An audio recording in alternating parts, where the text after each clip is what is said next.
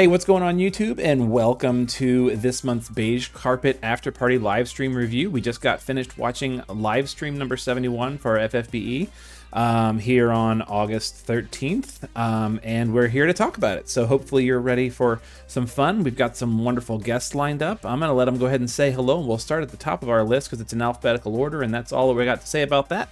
Barry, take it away. What's going on, everybody? It's good to be back as always. Always good to have you. And Flip? What's going on, everybody? Thanks for having me, Gert. Of course, of course. And Sinzar? Hey there, guys, and thank you, Gert, for inviting me. It's always fun to discuss the live stream and the game that we all enjoy playing. Very good. And last but certainly not least, Sketch? Hello, everybody. Happy to be here as always. It's the best FFBE content we got. I'm certainly glad. Did you think so? I actually feel like their content tonight was pretty good, and that's actually one of my first questions for you guys was that the format of this live stream seemed a little different than usual. Without going too deep into any one thing, what did you think about it? Yeah, overall, it did feel a lot better.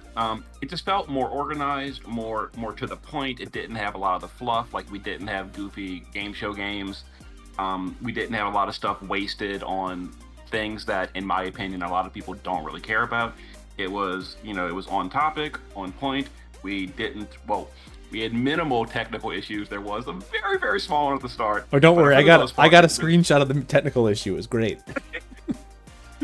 Yeah, but overall, it seemed really well structured, and I was pleased with the format. Yeah, I think it was better than the end stream. Like it was really like the organization part's such a huge deal to me. There wasn't a bunch of like extra random like it's gonna sound bad but garbage. That's just completely unnecessary that people like will actually tune out for a little bit and then try to come back and catch information. So like there's a lot of hype stuff. They based all of it by like hinting at the units at the beginning of the stream, which I thought was cool. So it's like, oh hey, I actually want to stick around for this because I care about both of this. Very good. And then my next question for you guys was that we were previewed 4 different units. So without going too deep into any one specific unit, of the 4 that they talked about, who would you say you're most excited about? Ellisperis.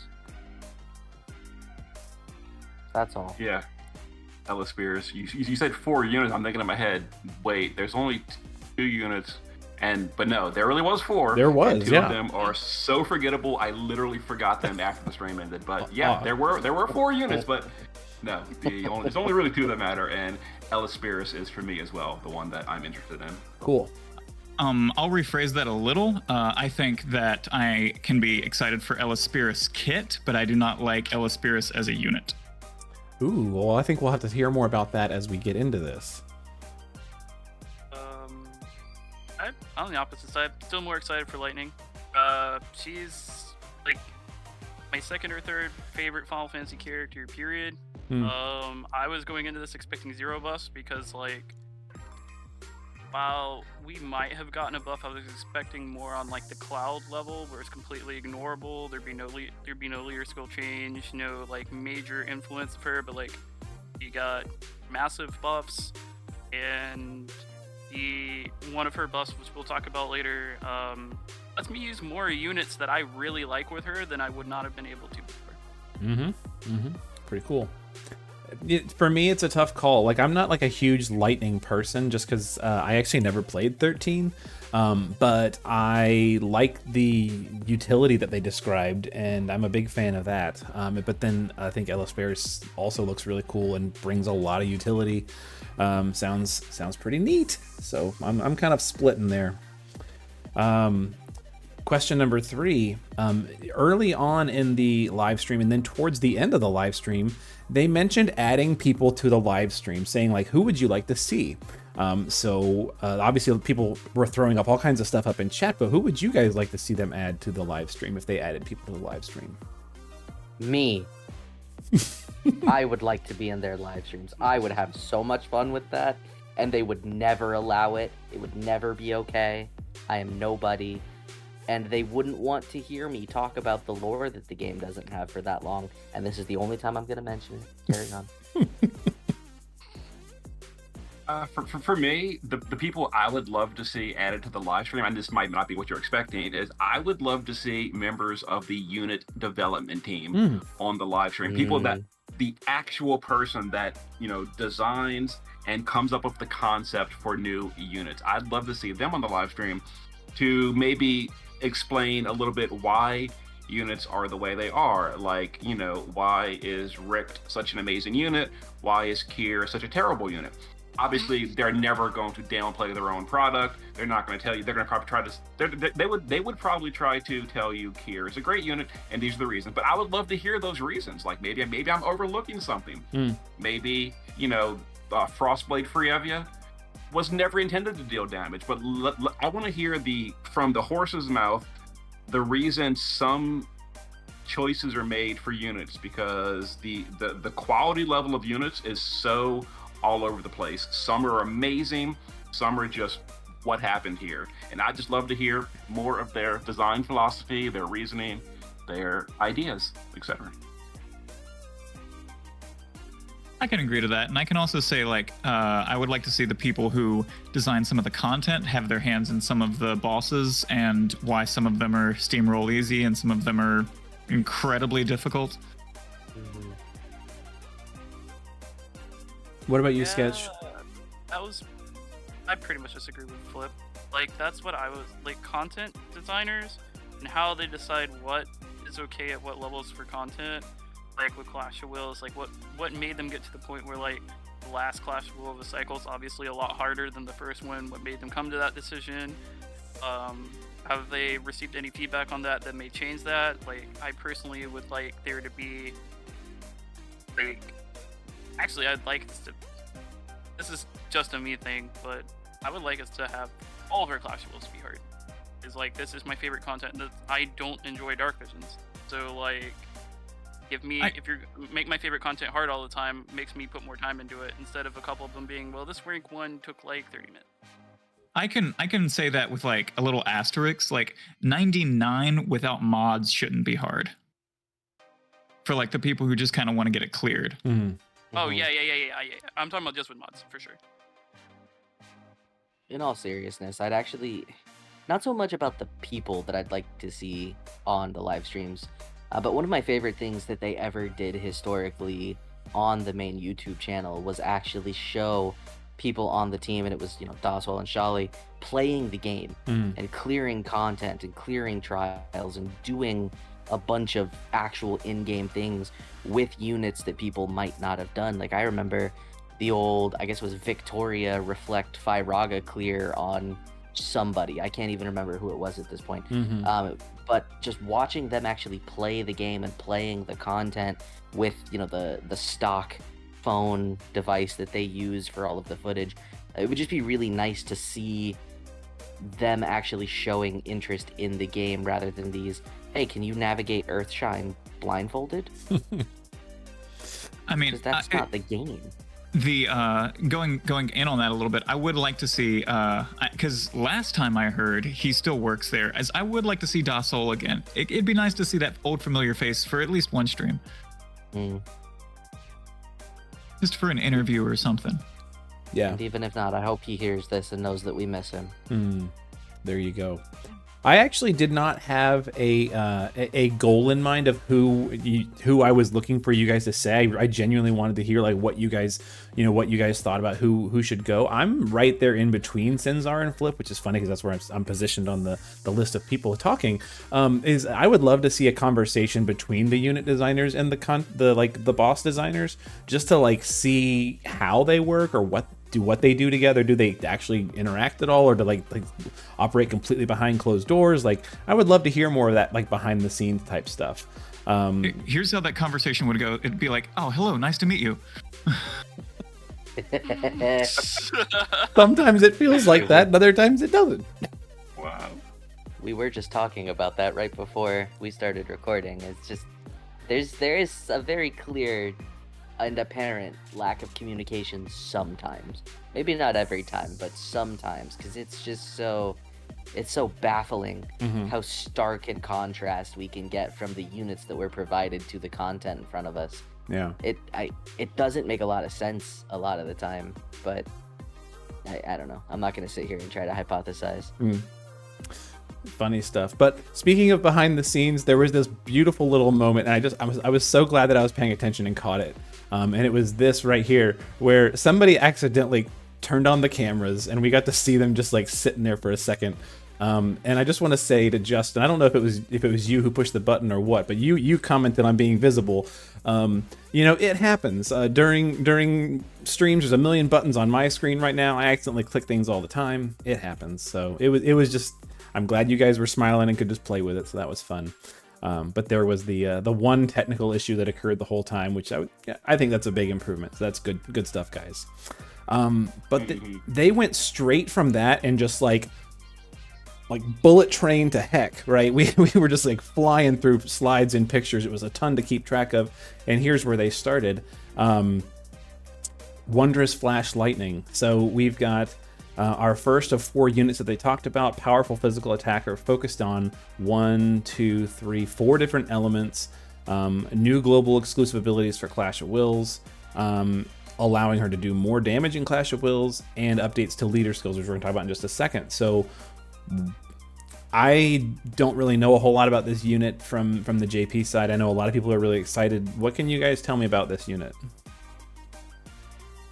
She's a trance shift damage dealer. Her base form is a non-elemental single hit finisher limit burst.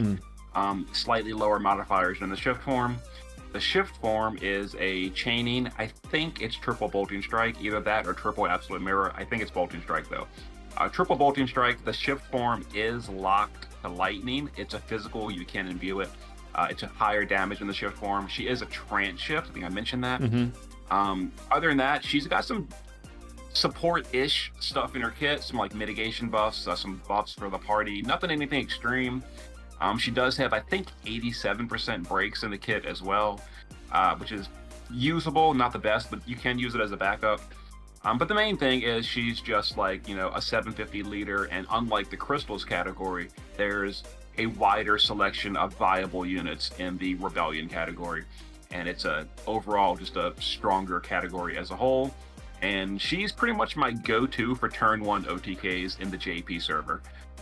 She's kind of like similar to Rick, not quite as good, but very similar to Rick for ease of use. Awesome.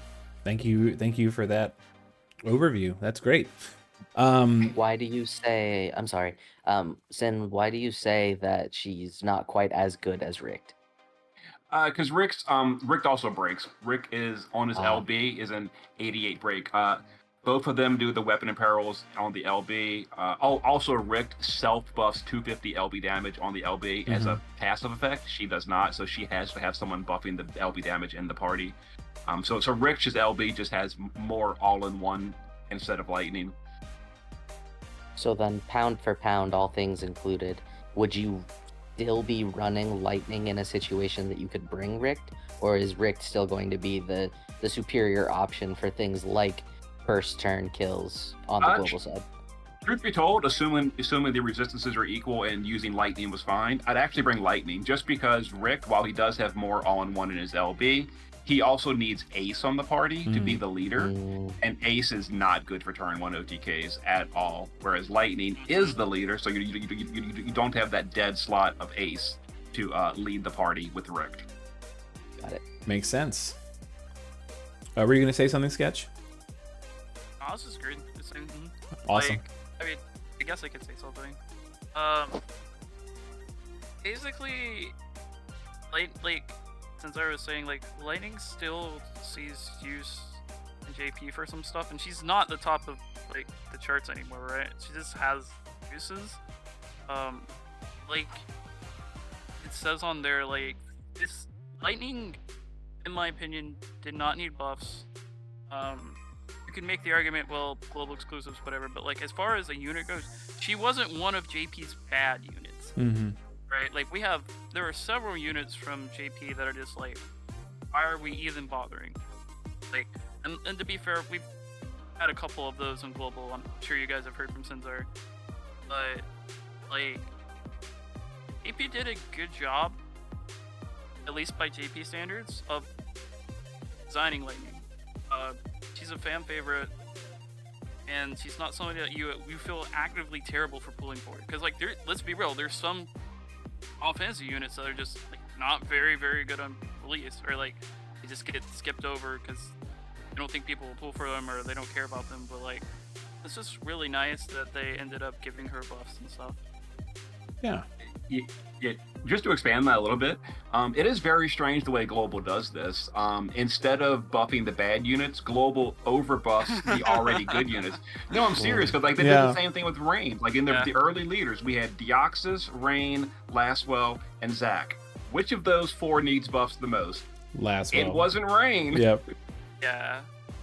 And that's who they went. And that's who they went all in on and made a god tier unit. And Lightning, once again, like you say, we've had a bunch of units before and near her, and who needs buffs the most? It's not her, but she's getting apparently a huge overhaul. It's crazy. Yep. I think the reason that they do it like that, Sinzar, is because they're going for the guaranteed pull. Like the more they put into a single box, the higher chance it is that people will pull for it. Could be. Mm-hmm. Speaking of some of those abilities, let's take a look at what they showed us during the stream. They gave us a couple abilities. One is the Rusty Engine. This is where you were talking about mitigations. 3 uses per battle. You can reduce damage coming in and boost damage going out against machines, and LB damage for all allies. It's a really weird set of numbers, though. 30% mits for physical and magical, and increased to our damage 100% and 200% LB damage. Like, it's really just weird numbers, even though it can't be dispelled, which is really cool. Yeah, this is she has this in JP, and this is the JP mantra of units cannot be diversified because she's primarily damage dealer. She's not allowed to have good buffs for the party. Yep. So there's that. They also showed us at EX2 Strength of Will, boost damage of LBs for the caster, fill morale gauge at 1,000 every turn. An Army of 1 increases by 2,300 for every 10% morale above 100%. So it's basically a 230 modifier bonus to the base form, which is pretty good. Yep. Very nice. Very nice. That's her base. That's her base form LB, right? Yes. Yeah. Mm-hmm. Yeah. I actually wonder where this has her land. Like, I wonder if that plus the leader skill difference like lets her compete or not. Like, she already hits pretty hard, but like we have some like crazy Clash of Wills numbers. So like, I'm just curious. Like, I mean, I'm sure you're gonna math it. Yeah, I actually have her JP numbers already math as it is, and exactly as she is from JP with no changes, she is already the #1 damage dealer in Clash. Yeah, she literally beats Rick in Clash of Wills. Oof. What? Oh yeah. Well, part of that is because Rick can't use his 150 amplify on the current Clash of Wills because it is not light weak. So Rick is only using a 100 amp. But yeah, because of her elements, we don't have good lightning damage dealers in Clash, etc. She's the #1 damage dealer. So after these buffs, she's even higher. So yes, she is the #1 by a lot more than she already was. And that's even potentially including Malphase with Lightning's leader skill? Well, yes, because currently Lightning is calculated with a 750 leader skill. So Malphase and Lightning will both move up equally with the leader skill. So yeah, so Malphase will get higher, and then Lightning will get higher than her current calcs as well. But yeah, once the stream ends, this video, I'll go and update my spreadsheet and I'll put in the new numbers and we can see. That's ridiculous. Speaking of, go ahead and show that. Here's the leader skill. This kind of nutty. 750 for attack and magic, defense and spirit, 200 for the rebellion tags. But then in red, everything that is like CW support, wind, lightning, they're getting 900 attack and magic and 750 defense and spirit, and for the rebellion, and all these other stuff in morale battles. Dumb. That's scaling. It's just dumb. I love it. I'm glad you Yeah, love it. It's the unit you're Like- excited about. Yeah, this is good. Yeah, exactly. There's going to be bias. I am here to be biased. You want No, my honest please, I opinion? love it. I am here to be biased. So like, I was pulling for this unit already. Malphysy's probably my favorite FFBE unit. I get to use both. I get to use Melissa, who is my favorite Chinese version unit. Like, I'm just over the moon about this. Like, I understand that, like, the leader skill, like, so you have to look at this, like, leader skill, because I know you guys are going to have, like, a big discussion about this, especially Sinzar. You have to look at this, like, what JP did when they made the 750s, right? The 750s are not very big groups of units, right? Like, they're, like, with Ace's leader skill, it's not very big. Now, Rebels is bigger, right? But, like, they aren't, like, super extensive. So, like, this is kind of like Clash of Wills' version of that, where I expect us to have, like, another premium or two this year, like, maybe one for Halloween, maybe one for Christmas, and they'll have, like, more different elements for you to work with. But this is just a 750 version of Clash of Wills to me, where, like, they wanted to give us a boost without going crazy and just doing it across the board. Like, I don't think we're going to see a 900 across the board this year at all, and probably not early next year. They may even save it for anniversary and just focus on a bunch of different, like 750-ish Clash of Will leaders on their premiums, do this, and then they'll eventually give you them all, and then we'll just power creep again. But I like this. Okay, so you like this, but let's put it this way. Have you thought about it this way? So yes, right now, this month, on August, you're hyped. You can use Malphasian Lightning on a party. You're going to pull for Lightning. You're going to be excited. How are you going to feel 1 month from now when the new hotness is Madowin Tyvis with Clash of Wills Light and Clash of Wills Fire tech categories? The Lightning you just pulled for is now on the bench 1 month later. Are you still going to feel as excited and hyped at that point? This is like completely dividing your rosters into little bitty tiny fragments. And we'll see those fragments in just a second. Yeah, that is Okay. so horrible. So not only on top of that, she isn't even the Clash of Wills unit for the month. So now you're pulling for 2 units per month if you're trying to keep current in Clash of Wills. You're pulling for the overhauled JP premium, because JP has a premium per month every month going forward. I would not doubt if all of them get this treatment. So every month going forward, we've got a premium. We get Lightning, then we get Tyvis, then we get Locke, then we get Orlando, then we get Noctis. Like, we've got premiums every month coming up going forward. So you've got I can that. guarantee you Orlando will have this. Mm-hmm. Yeah. Absolutely. Yeah. And Okay. they're also going to be global exclusives per month. So we've got Ellisperis this month. Next month, we're going to have, I don't know, Cersei or whatever. I'm just throwing out names, but you get the idea. Oh no, Or no. whatever, whoever. What I'm saying is, it's going to be a new double unit per month. So people that want to keep current in Clash of Wills are now, you better have a budget for, what is it, 60-something K for Lightning, 45K or 50K, because they're raising the prices. Let's call it 50, because that's what it's going to be. Yeah, 110K per month for Clash of Wills to keep current, and they're getting sidelined the month after. That is horrible for me. I hate it. And that is bare minimum, right? That is 100. That is not EX3 or EX2 even. That is bare minimum.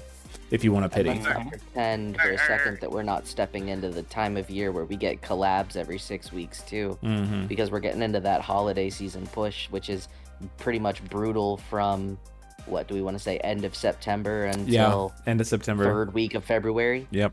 You know, this is about to get really irresponsible really quickly, depending on how this progresses.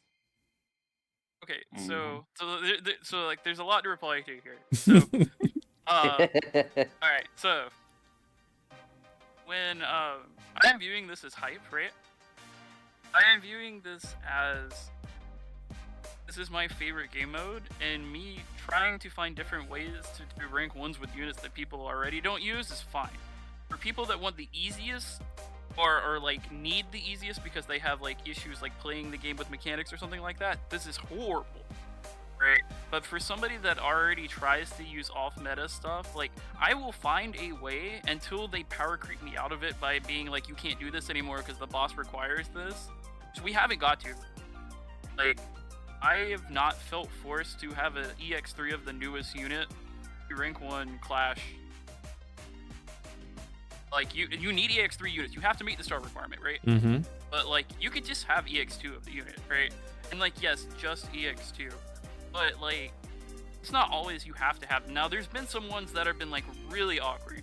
So an example was like when you needed like Nora was a big deal because it can't be physical damage, but it can't be like, you know what I mean? Like if they don't do stuff like that, it really just depends on how they handle this, right? Like obviously for most people, Sinzar's 100% right? Because like a lot of people just like, I want to pull for the newest thing. I want to get my rank 1. I want the easiest way possible to get my rank 1, and we're gonna move on. And that's just like, that's fine. That's how you want to play the game, right? Like for people out there that want to play it, I am not dogging on another person at all. But for somebody like me that's like, hey, I didn't think I got to use this unit at all in Clash of Wills, and I hate Dark Vision. I hate Dark Visions when like my favorite villain in Final Fantasy is the best or second best team to use right now. Like I just do not enjoy how Dark Visions works. So like because of that, when I see stuff like this, like yes, it could set a bad precedent. And like it very likely will, right? Like you said, like we're gonna have like multiple premiums like over and over again, right? And if they do this with all the premiums, it's like, huh.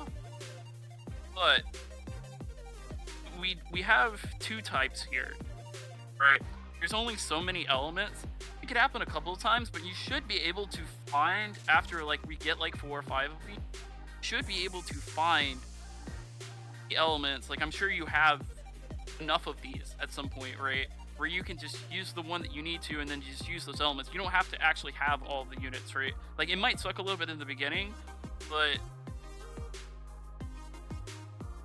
I agree that it's bad if they do like double clash a month, or this month's really weird, triple clash this month.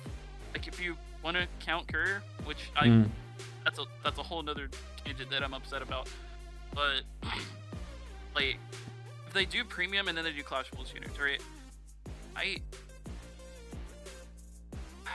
It's hard for me not to just think of this as a way of people being able to use your favorite Final Fantasy units and what most people I talk to that play this game's favorite mode is, right? Like you can get all excited about Noctis, right? 15 was popular for a while, it got a million DLCs and stuff. But like if you only care about Clash of Wills, like you can still pull for Noctis, but like are you gonna use them that much? Like if Noctis comes out and has a Clash Leader skill and stuff, like yes, it costs a lot more, and yes, this will cost people more, or like they'll have to like pick and choose more than they are currently, right? Where it's just like skip everything, pull for the Clash of Wills banner monthly. Like I think it about evens out in a way where people get to actually use their units more instead of them feeling like they're locked to content, right? Because like if Lightning wasn't on the Clash of Wills tag, would you bring her to Clash of Wills? Like the JP version. If she was not on the Clash of Wills tag, no, she wouldn't be able to come because she'd have no leader skill whatsoever on like a party with Elena or something, and that's way too big of a gap. Yeah, so like I know that's like kind of hyperbolic, but like just for the point of discussion, like I just think that this allows people to use your favorites more.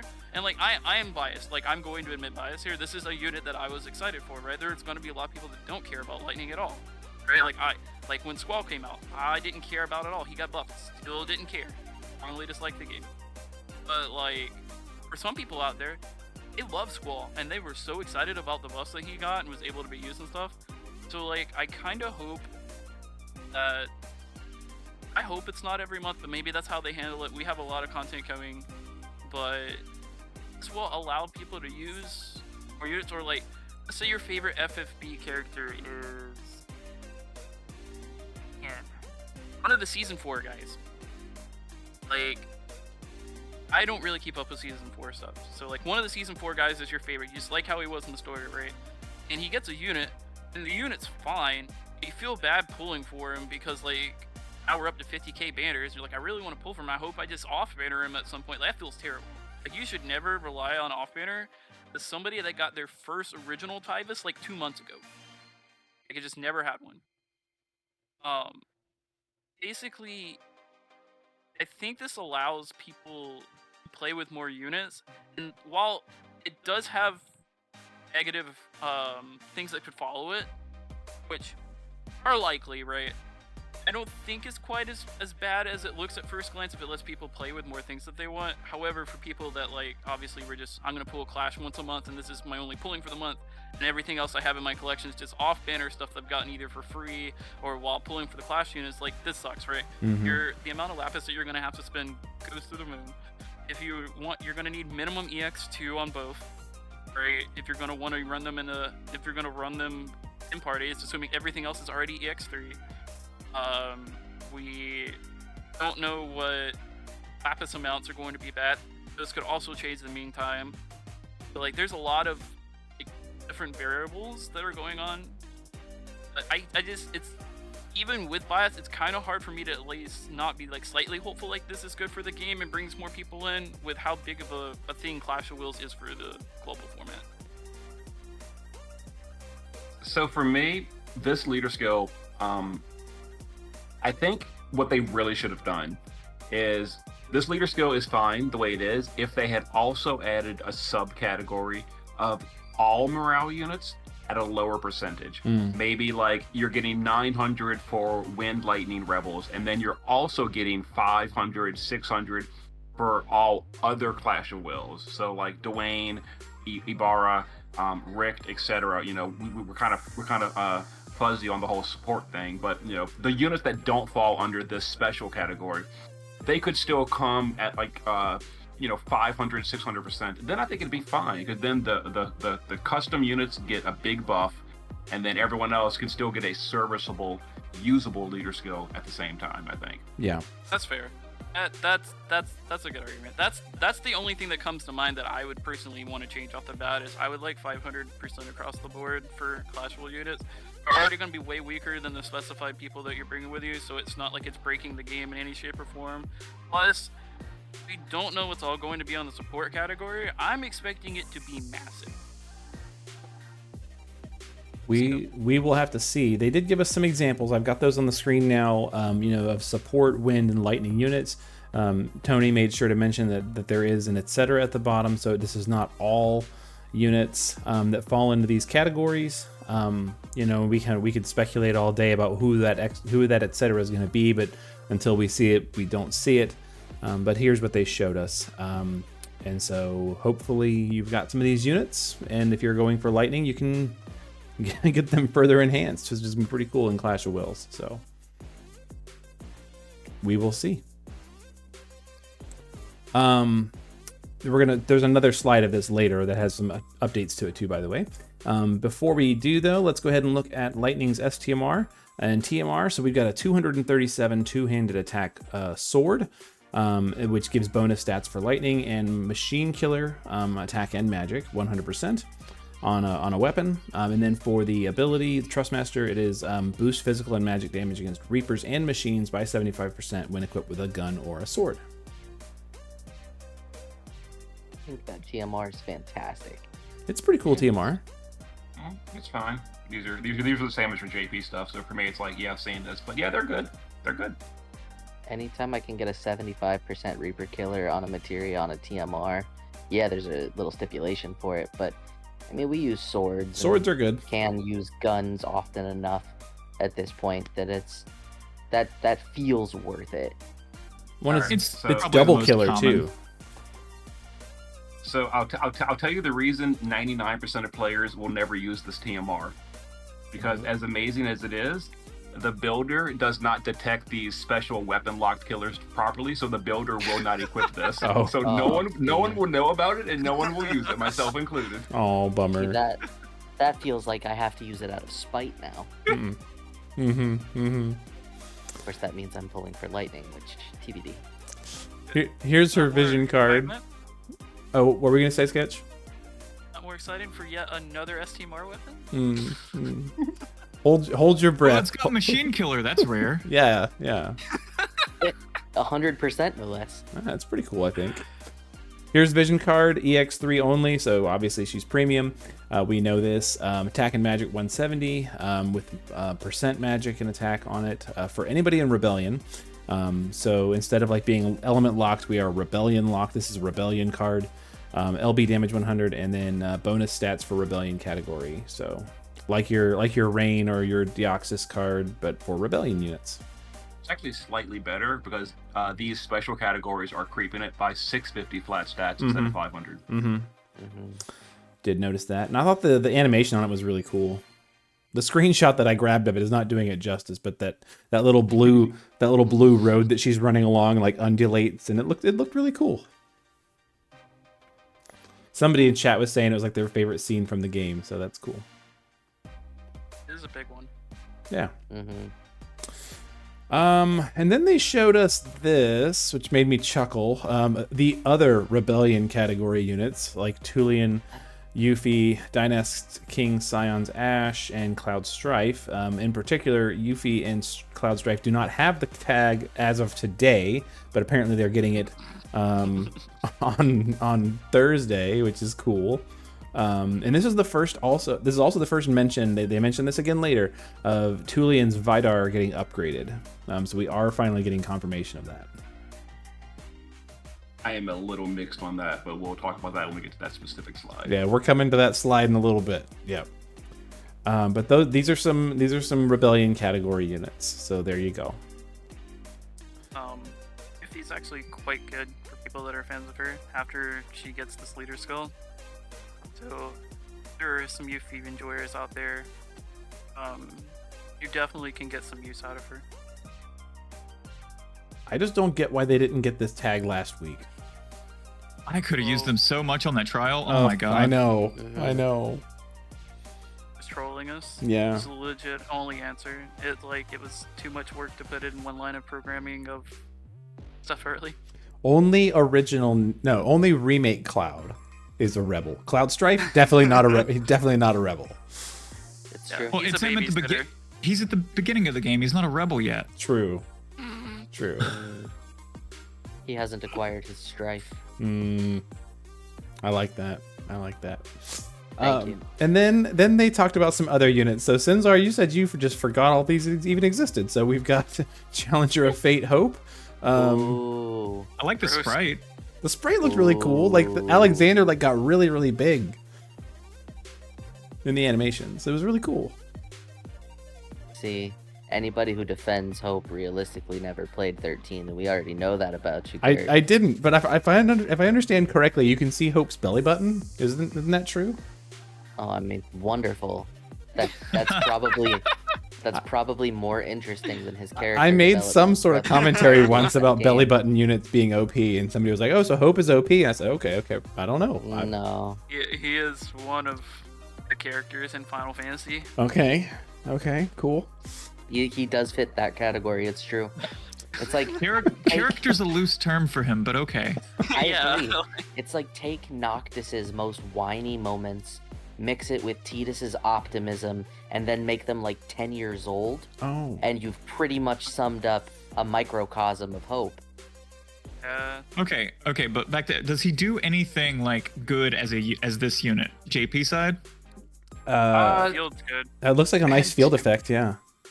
I mean, going forward, Ramza is the premium Final Fantasy Tactics leader. He also recycles the Rebellion category as his primary 750. And Ramza is Earth. Ramza does, that's when Earth finally gets, some relevancy. And I do think Hope is, the Earth field. So he's Earth in Peril. You could also use Vanille, and that's who most people will use is Vanille, because Vanille is only 40%. But Vanille is also your 89 breaker. Hope is not.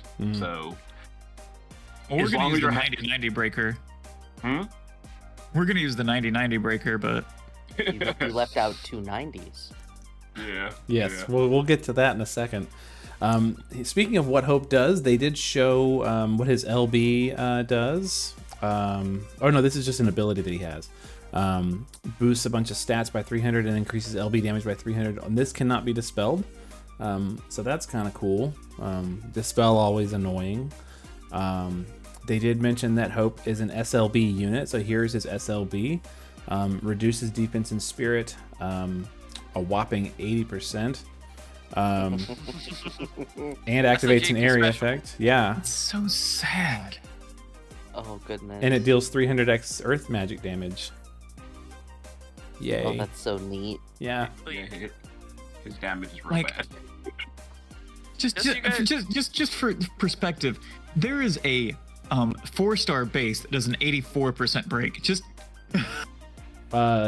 Even worse than that. Was it Sice is 3-star base and is doing better than that? Yep. Mm-hmm. And fits on better categories, but okay. Size has an 87 or an 88. I can't remember. Like, Mm-hmm. the best part of all this is when in the future it doesn't go away. There's premium JP units that have 80% defense breaks for no reason whatsoever. Wicked awesome. Here's his STMR. It's a 2-handed weapon with 212 magic on it and some bonus stats and boosted LB damage and stuff like that. But I think this is a really cool TMR. HP MP 30%, LB gauge fill rate 100%, and LB gauge 200 every turn. Pretty cool.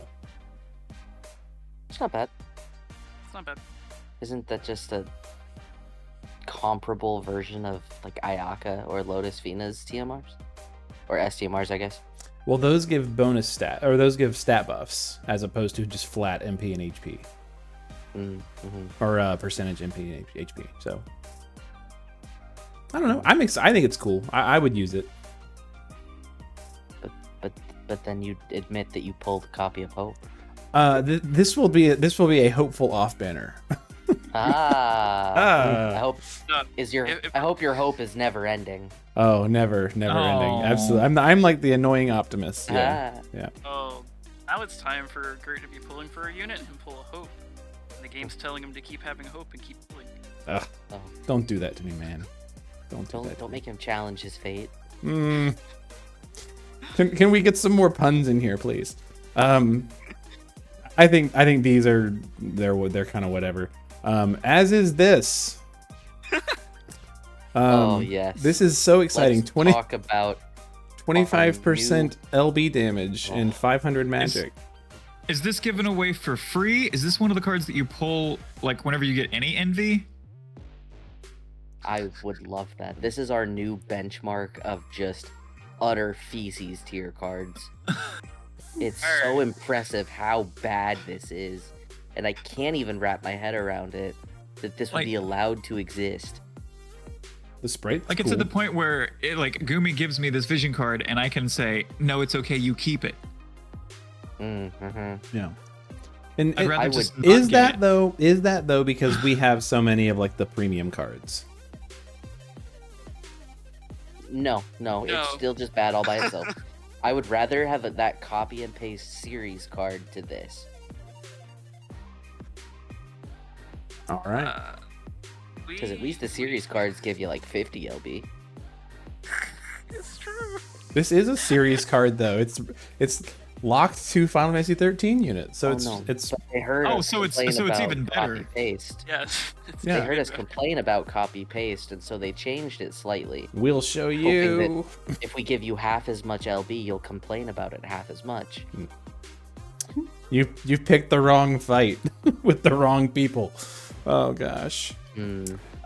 So there's that, and then this is all the information they gave us about Graceful Champion Fang. Physical attacker does wind damage and earth element attacks, and boosts modifiers of jump. This For is themselves, the only or- information I assume for need. themselves. This is the only information we need because that means that she's at least coming. Yeah, she will be. That's here. actually true. Yeah, she's a Neo Vision's Awakened DPS that doesn't deal damage, so that's all you gotta know. Is she? I mean, is she an SLB? Is she a Brave Shift? Oh no, she's a Dragoon. She'll be an as far as she'll be an shift, SLB. Yeah, I actually don't know. I Probably assume SLB. an SLB. Although, I mean, they gave Freya a trance shift, and I think they gave, who was the other wind guy? Folan. They gave Folan an SLB. So three NBA Dragoons lately. Interesting. Now, Does this unit exist on JP? Yeah, Yeah. she does. She was just that forgettable. You never heard about her. I'll because- look it up. does I'm this looking it up. Fang give any benefit or get any benefit to Malphase's field if she is a wind unit? Like, does that help her at all? She doesn't have the wind tag. I mean, she gets buffed, but like, are you asking? Like, I mean, is she gonna go from like doing 3% damage to 5% damage? Yeah, sure. Excellent. That's a solid 66% improvement. We're in there. She has a leader skill, and she has it's bad. an SLB. It's an SLB unit. Awesome. Yeah. That SLB gives her a 30% amp to earth and wind damage. Thank you very much. 30%. Ooh. There we go. Exciting. I think we've spent too much time talking about this unit. Is that possible? Is that possible?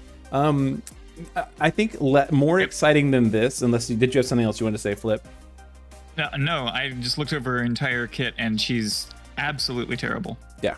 Excellent. That's a shame. More exciting than that is, I think, this for many people. So Zach getting his leader skill upgraded to 600%, up from 500%, for Lightning and Final Fantasy VII category units. Just in time. On the literal day that a better Lightning leader comes out. Yeah. But for people who really wanted Zach to make Riku good, aww. Now, that was uncalled for. It was Oh, it was 100% called for. 100%. 100%. Shots fired. So cool. If you've already got Zach, you're getting a global upgrade bonus, so that's pretty cool. But the unit that I think that most of us are here to talk about, or at least we're hoping to get the chance to talk about, we didn't know what was coming. We've got Blood Dancer Ellisperis. Gave us this general description: powerful debuffer, abilities that cost HP instead of MP, gains buffs at low HP. So if you're familiar with how kind of like Dark Knight characters work, here you go. Debuffs that recast every turn, self-imbues with Dark and Ice, powerful abilities for use in Clash of Wills, and the LB creates an area effect that reduces Dark resistance for all enemies of 40% for 10 turns. They made special mention of that multiple times, so it sounds like it's a big deal. What do we think? All right. Okay. Do it. So, Go ahead. So, first of all, this could have been on.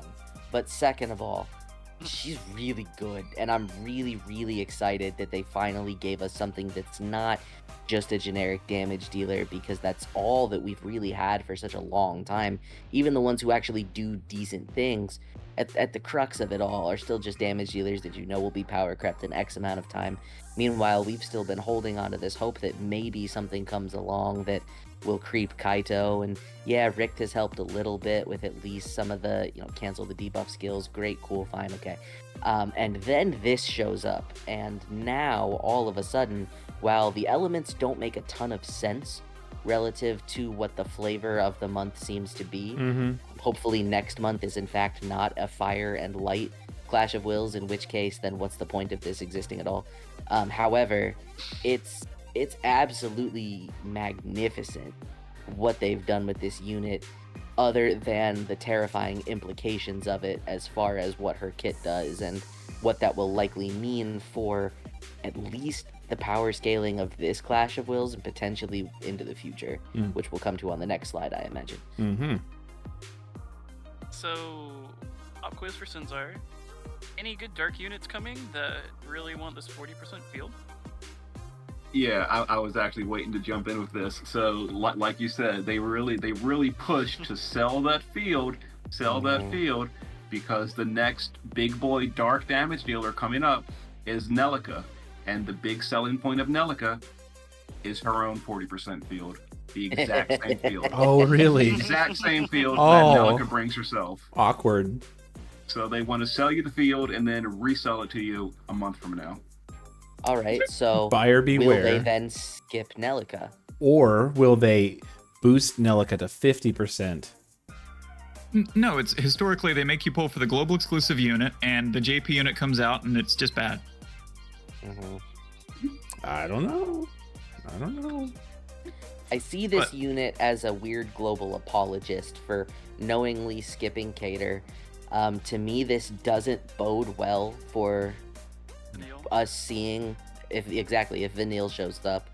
And honestly, I mean, with what they did with Kier relative to that old Dragon Quest unit, who's to say that, you know, a month and a half down the line, we're not going to get this global skin unit that is literally a kit and everything else copy-paste of the Vanille and Cater that we're skipping now. Because now we've seen that that's something that they're capable of. However, this unit alone does bode, you know, interestingly for how things will shake up, but I don't think that people who are looking forward to Vanille, or even potentially that Nelica unit for some ungodly reason, I would be very worried, because they've already shown that they are more than willing to sacrifice JP units for nothing for the sake of whatever they decide is more important to release. Speaking of... Oh, go ahead. Oh, you go ahead. I was going to say, speaking of things boding well, we mentioned boding well for categories earlier. They did point out very clearly, hey, Ellisperis shows up in this support CW category. So even if she does, I mean, even if you don't read from her general description, hey, this is a support unit, she's landing there, which is kind of interesting. I was just going to say, based on history, do we think Ellisperis will be good? Because Ellisperis... Her classic one was terrible. Yeah, I was going to ask that question too, but you beat me to it, yeah. Her classic one was so abysmally bad, and then later on, the wave of fan design unit upgrades like Malphase and you know Cersei and all got overhauls, and they were really good again. Her katana got upgraded. Well, they Ellisperis still just as bad. Yeah, like she was so freaking bad twice. I was just never a fan of her like property. Like she's an edgy hemomancer unit with no backstory. Like it's not my favorite. I don't like her, but the kid, okay. Oh, I mean, look at it. Look at Here it. it is. Deep Incision. It's just one skill. Stupid. Only available in Clash of Wills. One use every 10 turns. That's so stupid. Do you mean stupid like overpowered, or stupid as in pointless? Both. Yeah, absolutely, both of those things. Because it's locked to Clash of Wills. Like, breaks are so irrelevant in Clash of Wills. They increase your damage by like 3%, going from 80 to 90, because the passives are astronomically high in Clash of Wills. Breaks do basically nothing. Honestly, if you forget to break the boss, you'll hardly even notice that the damage changes, because the breaks are just so not important in Clash of Wills. And this big break is locked to Clash of Wills. Why do we still have... It's like an outdated mechanic that needs to be retired. Why do they still do that? Now, you will definitely notice incoming damage if you do not break the boss. But I agree with you there. That was exactly my point. Where this gets to be stupid to me is this is easily our biggest attack in Magic Break. At which point, what does that mean for the damage that we are going to be taking in this Clash of Wills and potentially moving into the future? Because we've never really needed anything that substantial, and now we have it. Kaito already breaks all 4 at 90%, by the way. Is his all 4 at 90? Yeah, you have to use 2 of his skills. well. You have to use torrential the flux. true ones. You have to use the unlocked ones, but he can because he can triple cast. He can break everything at 90%. Yeah, but that's on 2 skills. This is 1 skill that you can't spam. Who needs to spam? Do it once. Kaito does. But yeah, no, I hear you. I hear you. Now this this does sap her HP 15%, but they also said, you know, she gets like bonuses as her health gets lower. So. Yep. So the interesting thing about like just this before we move on for this page, right? So most of the time that breakers and supports have been designed, you don't get a lot of damage, right? She's a Dark Knight. What if she's like right under Malphase in Clash of Wills while being a breaker, while doing others? Like, that's just kind of insane, right? Like, if she's allowed to have actual high mods, even if her attacks are like, you can do this like 3 times a fight. Okay, that's fine. Like, whatever.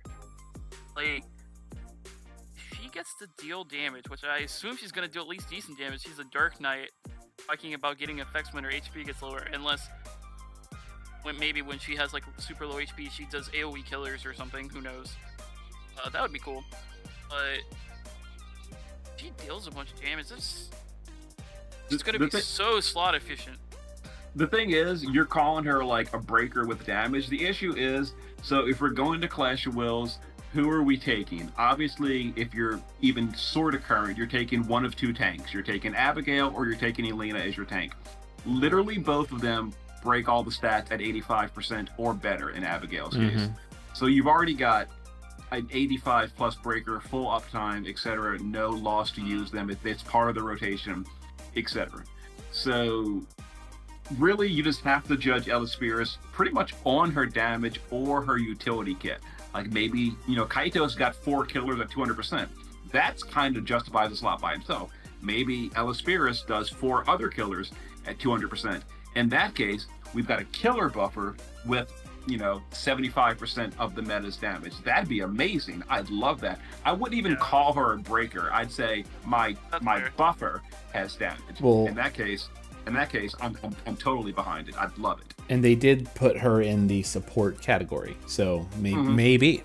I mean, if she's doing killers, it's going to be for definitely what we have this coming month. So the quadruple boss. What is it? It's triple. It's Machine Dragon Reaper. So we'll take a look at that in a moment too. Speaking of where her damage probably comes from, right here, I'm guessing. Is 88 defense and spirit break, 160 dark imperil, with a 250x with morale scaling 2 at 5%, extreme nova chain.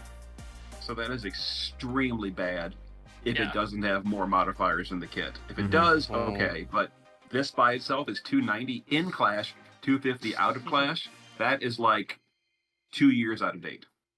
Ooh. And that's not the best katana imperil we've got. That is a nice dark resist debuff, though. Yeah, it is. Her other ability has 170. True. Oh, you know what? I didn't even notice. I just it kind of like washed over my mind during the stream.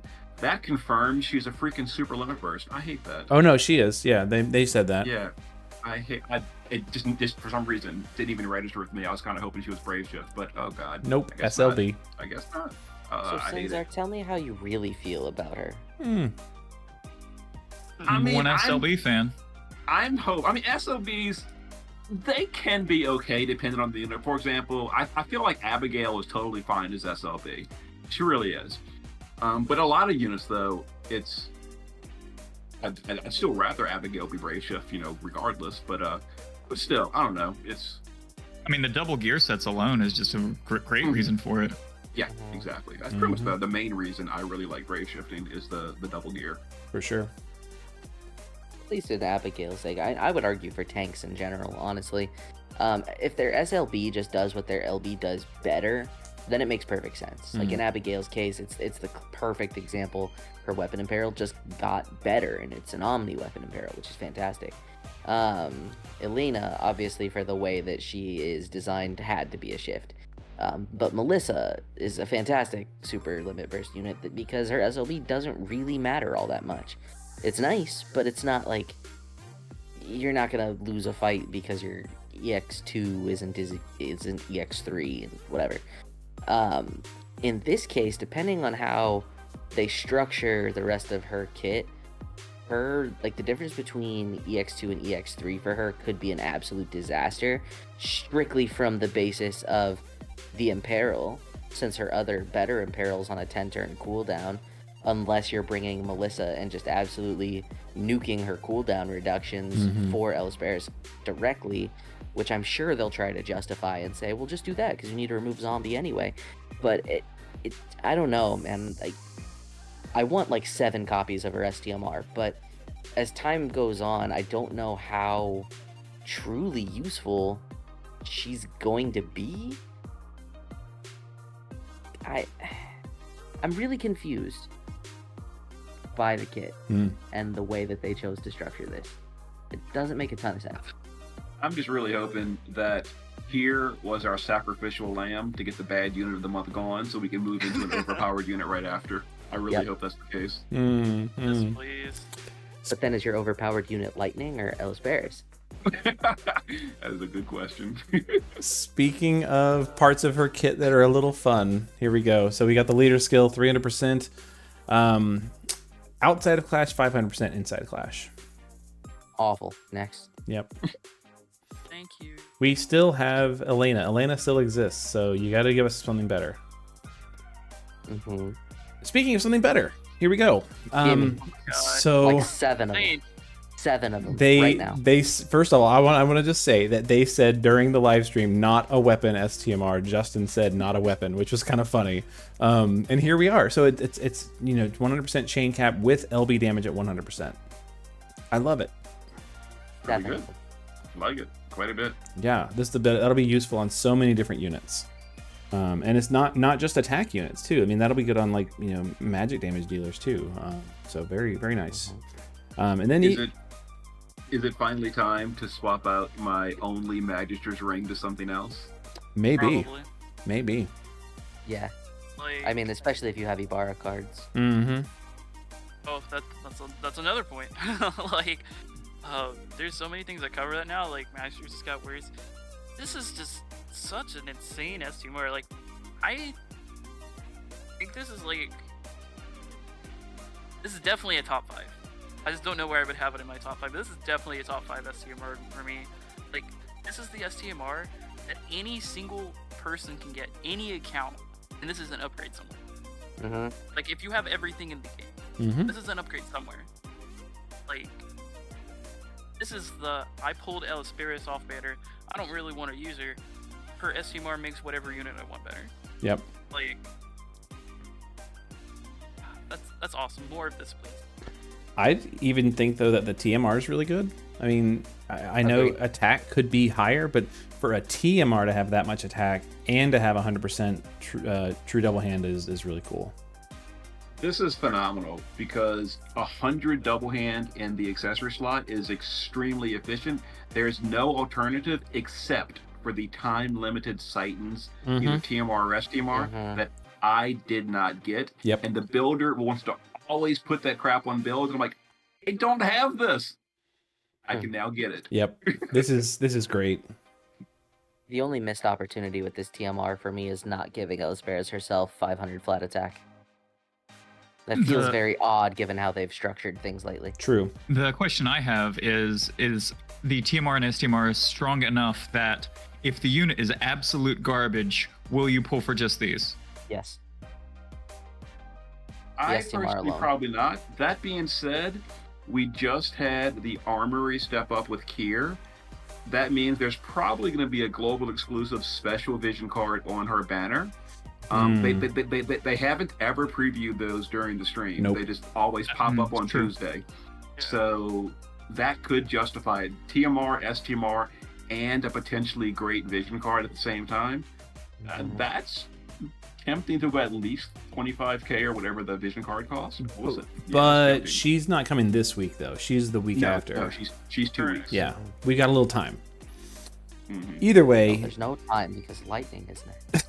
so time. true. It's so true. Oh gosh. I hope everyone has 140k saved up right now. I don't. I've got like 39. I have a berry and a call with me. Is that close enough? Yes. Because I'm only at 42, so I can't help much. Oh, bummer. And then they showed this. So they showed the vision card, and in the process told us a little bit about this character's backstory too. So it's at level 10, 130 attack with 50% attack and HP. And then this level 7 ability is, I think, fantastic. Reduces physical and magic damage dealt by humans, dragons, and machines for all allies at the beginning of battle. With attack 500, defense and spirit 300 for FFBE units only. I think this is really cool. Depending on the percentage, that might be what I pull for specifically, Mhm. is that level 7 effect. I love that so much. If it's a high enough percentage, I feel like it's a must-have. So I'm going to say 30% would be my cutoff for I gotta have this. Below that, I'm like, it'd be nice, but whatever. 30 or above, I'm like, I think I kind of have to have this. Yeah, autocast, and who knows how long it lasts, but still, I mean, like, is it an autocast or is it an ability? it says at the beginning of battle. At the start of Oh, battle. okay. So, yeah.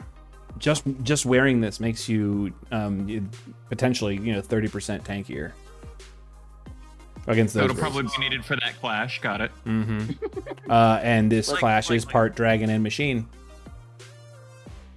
Let's take a second to reflect on the fact that, again, not a premium unit. Hope, not a premium unit. And look at how different these cards are. Mm-hmm. What in the world? JP design versus global design. This disparity. That's insanity. How can they be that different? Also, I really want to point this out.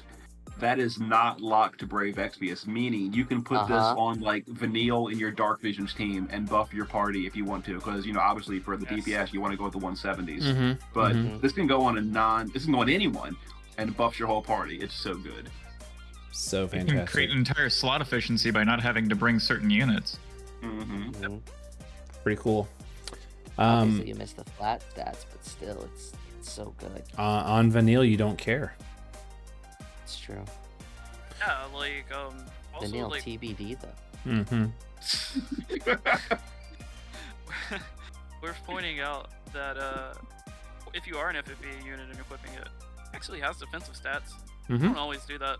Like, it's not just a 500 attack. Like, random extra defensive stats can go a long way. For sure. You need to meet thresholds for things on like Vision World and stuff if you want to gear for maximum damage. Absolutely. It's definitely nice. It's Honestly, not a bad card for a lot of units.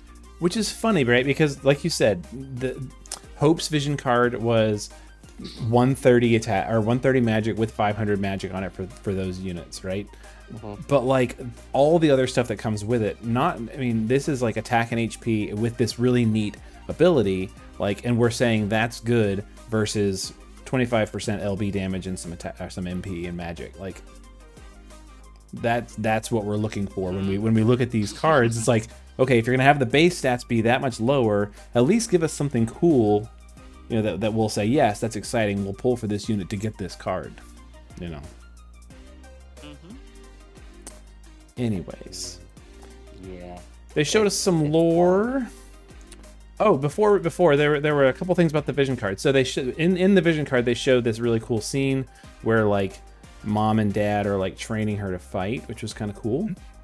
And patting her on the head. With gentle head pats, yes. It was And frickin' bats. frickin' Bats. bats. Frickin' bats. MK, that's for you. Aw. Frickin' bats. All up in it. Get excited. It was very cool. They were summoning the bats and she was fighting the bats, and then because she did well, they gave her head pats, which is awesome. So Ellisperis Head- is Batman confirmed. head pat meta inbound. They gave us some lore. They talk about Mom and Dad. She was trained by and kept as an assassin, and she's the blood dancer. Ruthlessness in legend. They talk about vampire dad and demon mom, which was kind of neat. So yeah, this is the in-unit description or in-game description. Then they showed some background, some images. Backgrounds? Yeah, they showed the unit background here. They've got the 7-star unit sprite with like the kind of like design of the new sprite, but then they showed the actual new sprites, which is really cool. So just for comparison's sake, pretty The cool. unit always has been very faithful to the artist's original submission. Yeah, yep. I think she looks great. I agree. Hopefully she's better as a unit. Hopefully she's as good as a unit as she looks as a sprite. So yeah. If I remember correctly, the original artist was actually unhappy with how poor she was originally. I Like how she recall wasn't that. a good unit.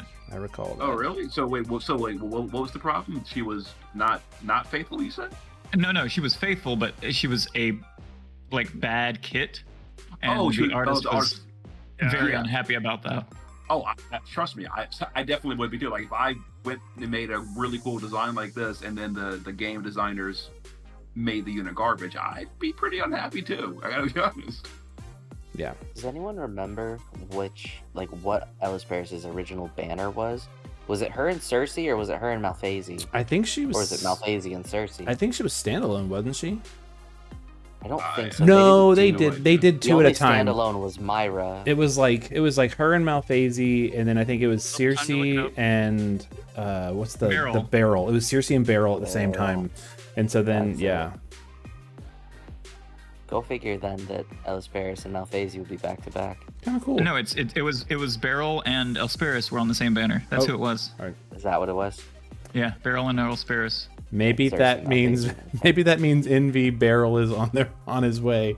Oh gosh, that'd be cool. If we go by that fan vote poll, then yeah, that makes sense. If they're gonna upgrade all the units from that wave, then there's Myra, Cersei, and Beryl left. Myra, please. Myra was the best one, my favorite. Easily the best one. Here's your moment, Sinzar. You ready? Talk about it. All right, so the upgrade itself, just to get it out of the way, it's very boring. Tulian gets a field. The end. That's the upgrade. The field is included on the STMR or the quest item. Okay, so does anyone remember from the anniversary live stream? I don't remember when they were previewing future content. It was, the future item world, the future Garuda, etc. Did they mention the tower specifically during that? Does anyone remember? I don't think they did. I remember them saying Garuda was coming. Yeah. Okay. So this, to me, is like a huge red flag that they are taking. Okay, so this came from the tower. It was one of the treasure chests in the tower. You looted this in the tower at the end. Uh-oh. It seems like they're putting in Heroic Quest because they intend to just get rid of the tower entirely and let you fight Garuda directly. So it's the same thing as the exploration for Bahamut, and then the exploration for Ashura, the 6 realms, etc. And then, you know how Ashura and Bahamut, the fight itself is outside of that on the map, and you can go there directly. So they could very simply, if they wanted to, just completely remove the tower entirely and let you go directly to Garuda. That would cut out a huge amount of content. It would also be a huge amount of, on their end, translations, boss abilities, etc. There's like 6 bosses, there's a bunch of puzzles, there's a bunch of unique field mechanics on the 2nd level. So the parts that make it feel like a game. Yes. Yes. So do you think all this is being cut away entirely? And that's why they're taking it out of the tower and just here it is by going and clearing Earth Shrine 10 times? No, we'll definitely get the tower at the same time as we get the new Chamber of Arms. Wow. I definitely think it's possible. As long as you lump it in there with Dark Vision's Abyss, please. And oh yeah, absolutely. Yeah. I definitely think it's very possible that they're going to do that, but I think it's terrible that they will probably do that. Why do you have to be? Why do you have to be like that, Sinzar? You see, the thing is, and this is okay. I'm not intending to play devil's advocate against myself because. But because, okay, I have to be fair. The 2nd level of the tower is straight up cancer and horrible. That's the call thing, right? Miserable. It was miserable to clear this tower. I hated it. But at the same time, it was content. You know what I'm saying? So, I get why they would probably take it away. Because if it pissed me off, just wait until you see Reddit from the general player base.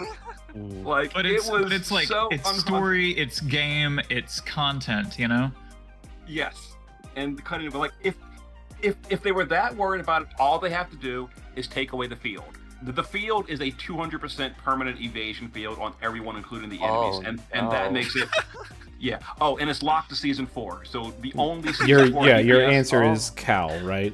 Of Tyvis is can't really come. Cal's SLB is basically your only option to deal damage, other than chaining Blazega with Yish or something.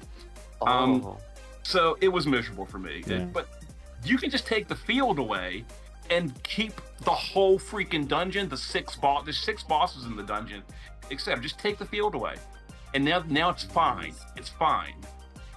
So But don't take the whole thing away. in Final Fantasy VII, there's that part where like Cloud's in a coma, and like you have to sit there and press circle for like 30 minutes straight. Mm-hmm. If they took that out, I would still play the game, right? But that's an important part of the game. It's whenever you remove stuff, the reward doesn't feel as worthwhile when you haven't chased it. Mm-hmm. Man, this is almost making us have to be thankful for the fact that they gave us Madam's Manor at all. I actually loved Madam's Manor. That was a fun That's great. quest. The story Every- was wonderful. Every time a new expansion came out, I was just like, oh my god, this is amazing. Is there Madam's stuff coming out in this? Oh my god. Oh, there's not? Okay, then next month we're going to have some Madam stuff. And I'll be able to get that little orb and get the gun at the end. And Yeah. Yeah. you know what? The first level of the tower is very similar to the Madam's dungeons, where there's all kind of puzzles, and you've got to adjust the Oh, temperature of the orange, the hot and cold. You got to turn the fire off. You got to turn the ice on to melt the lava field. It's like really, really puzzle intensive on the level 1, and that's really fun. And I hope it is not skipped. Stuff that we were saying in the unofficial live stream that we missed about playing a game. Mm-hmm. Yeah. Okay. Mhm. To me, it kind of feels like akin to like Christmas. Like you just wake up in bed and you're just surrounded by all of the things already opened just around you. You don't have to go down, open presents or anything like that. It's none of that. It's just, here's your stuff. Mm-hmm. Oh, that's remarkable. Sometimes I'd kind of like that, but I hear what you're saying. You don't have kids yet, okay?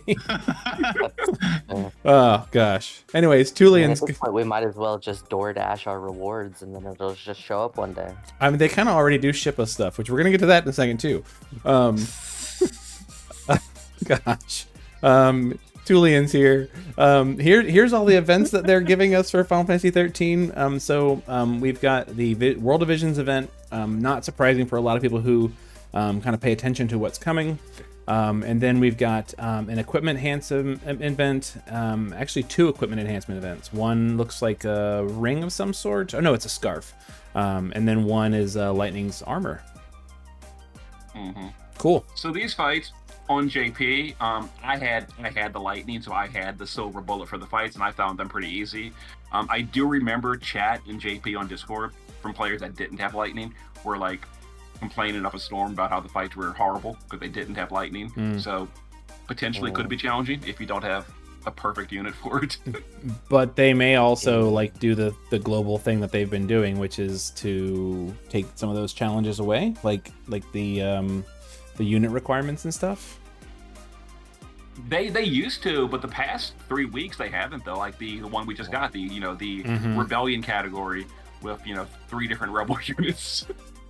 So I think one of them is Final Fantasy 13, and if you don't have the new lightning, then your next best option is what? Savior of Souls lightning.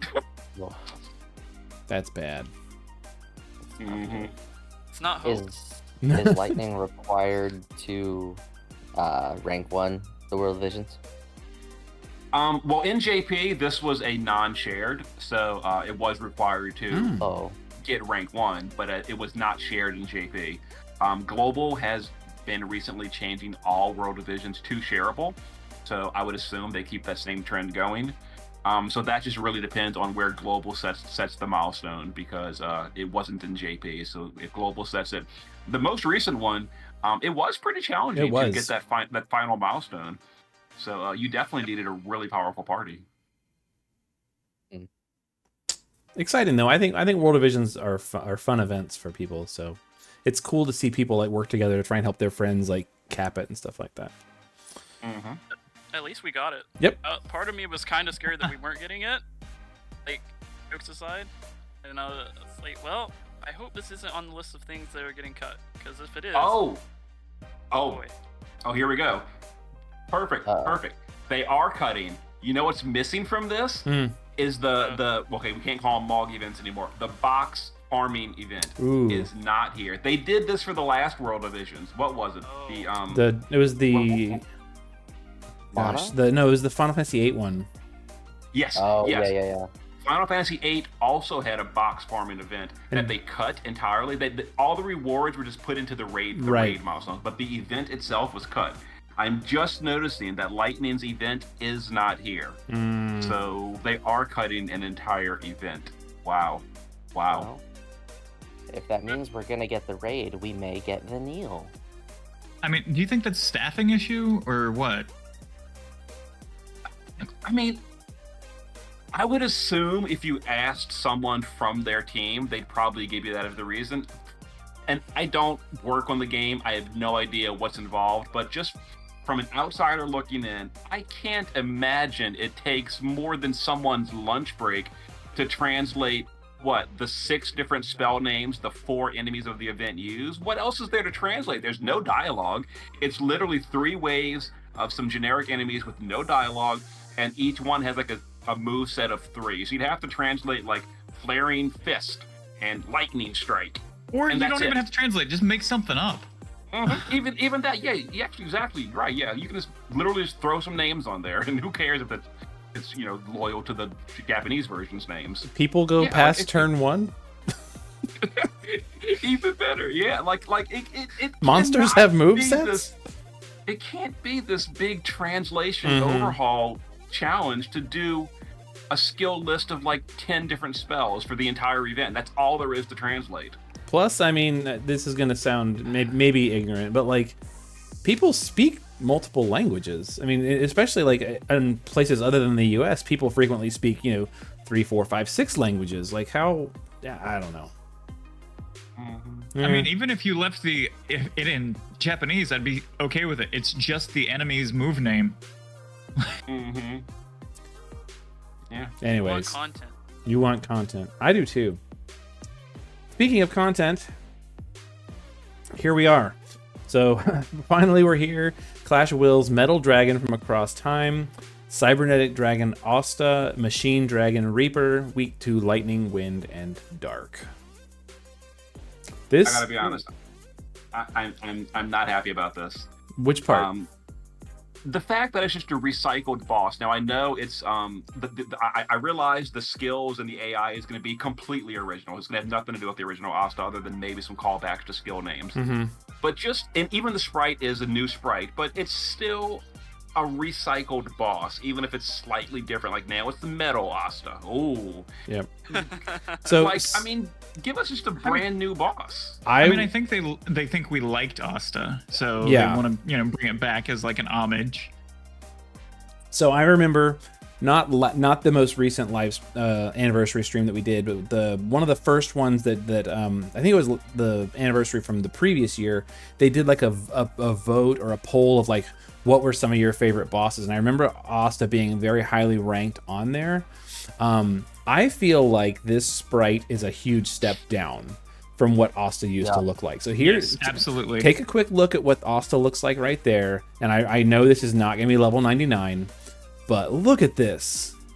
So cool. Like I think this was one of my favorite Clash of Wills bosses ever, because it was the first one I capped. That was pretty early on too, right? It was the second one. And it just looks so cool compared to this. I think this is a huge downgrade. So, and one of the it's not a dynamic pose or anything. No, Sure. No. You know what it looks like? I've always been a big proponent of was the sprite design in Clash of Wills bosses, and this one baffles me a little bit. I don't get it. You know how in Transformers Grimlock looks kind of derpy? It's kind of like that. It's kind of like that. Anyways, Machine. This is just our metal Ridley. Yeah, that's a good example. That's a good for sure. Thank you. Yeah. Thank you. So here's the boss, right? No longer is it of unknown origin, is it from Across Time. It uses physical, magical, and hybrid attacks, inflicts sleep and poison after reducing your resistance to those things, also reduces parameters, inflicts zombie, powerful counter if you don't deal lightning, wind, or dark damage, non-evocation, so be careful. And then they said, here's like some of the more specific stuff that they recommended. So dark damage from Ellisperis, lightning damage from Wondrous Flash Lightning are effective. It deals fractional damage at the start of the battle. Tony made special mention of that at least once. Take advantage of Ellisperis' abilities because she gets stronger when she gets low HP. She can also dispel the boss's powerful buffs. And lightning can reduce damage dealt against by machines, so she could potentially be useful for you there. So I'm actually wondering, the ambush of fractional damage, if that's not paired with a just massively powerful healing down effect, it's totally who cares. Do you think it's going to have that like 95% healing reduction, and then Ellisperis will have something like a 1000% modifier healing Curasia or something like that? That's a good question. No, but Melissa does have an HP MP tick, doesn't she? She does, but it's relatively weak. We did have, I forget which one, but we had a different boss that had the healing down reduction was just astronomically high. I think it was the fairy dragon. Yeah, and the only unit that could realistically top your party back up was like Kresnik at the time. The Axodal? Yeah, I think so. One of them. No, it was there was a fairy, the trickster of unknown origin. It was the dragon fairy. It was Kaito's, I think. It was after that. Because I remember then the Clash unit that month gave us something that restored your ability to have healing go back to normal. And wasn't that just Melissa?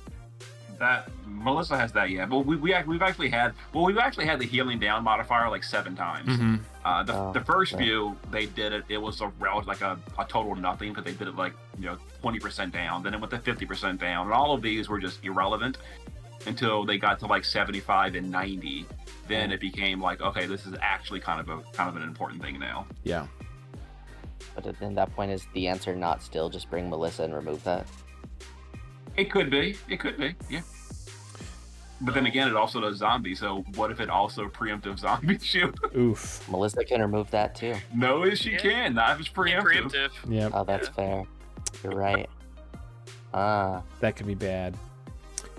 So I've had a conversation in my Discord with folks about this. So the boss uses physical, magic, and hybrid attacks. Who would you say is the tank that you're most interested in bringing to this, based on that description?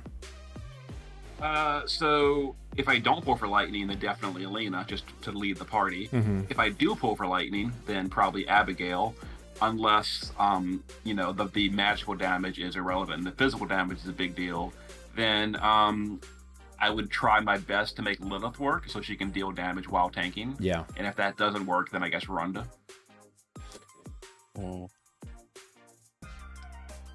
Just gotta let Grandpa Runda retire, man. Like, they just need to give us another. Well, that's the kind of the commentary that came out of the discussion we were having was like, if you're talking about, Runda or Abigail, Abigail has all this utility. Runda just basically has the mitigations, but they're so good. But like, we need a good physical one, at this. Actually, if it's physical tanking needed, Esther has huge racial mitigations to Machine and Reaper. So that would be the option, I think. Yep, that was the kind of conversation we were having. Was if it, potentially, if you're talking about doing lightning damage, like Sylvie and Esther and Kaito, between the 3 of them, you've got all your killers taken care of, and your element damage and your tanking potentially. So. But it'd be interesting to see. But we like to play with the old units in my Discord, so yeah. So yeah, I'm excited to see it. I think the sprite's a little wacky though. I would love to see a better sprite. Just an opinion. So they showed us the login campaign bonus, which this is cool for new players because you're getting your Savior of Souls Lightning now with some Lapis and a free Neovisions unit with the NV tickets there. And more, because Lightning and Rain were recently taken out of the newbie panel quests, and so. Oh, were they? Yeah. Wait, they were? Yep. when they revamped the panel quests, they took rain and lightning out of it. So this is cool because new players can come in and get their lightning to get their indestructible light. So out of curiosity, there's no guaranteed rain whatsoever anymore? Nope. Wow. Yep. Because literally the entire first half of Season 4 is designed to power up Rain with all the upgrades and all. They can't even get him anymore. That's weird. Accurate. Huh. Somebody just asked me the other day, I'm new, where am I getting this rain? Because I had done a video about doing the panel quests like a year ago, and somebody's like, well, I'm not getting rain anymore. And I went and looked, and yeah, it's not there. Huh. Maybe they're realizing that if people are playing the stories in order, then by the time they get there, rain is a complete non-issue. Mm-hmm. I don't know. I mean, not for everybody though. I mean, it requires like a whole like knowledge of the game that a lot of people don't have at the beginning. So like getting rain is really helpful. True. Although with that new summon that they're giving everyone with 3 level 120 NVs, and rain is of course one of them, but you're gonna start the game with 3 level 120 NVs. I saw somebody post a picture of that, and they got 3 Noctises. Oh dear. Yeah, that because we got to pull it 3 times because of the reset bugs. 3 of my 9 of the 20 were all last ball Reagan. Oh, the stupid dual unit. Like, really? That's a good one to pick up. Like, if you were a brand new player, though, you getting 3 of those is really good. Sure, that'd be good. Because you could upgrade it really well. Yeah. 3 of mine were Fizzilists, so. I think a couple of mine were too.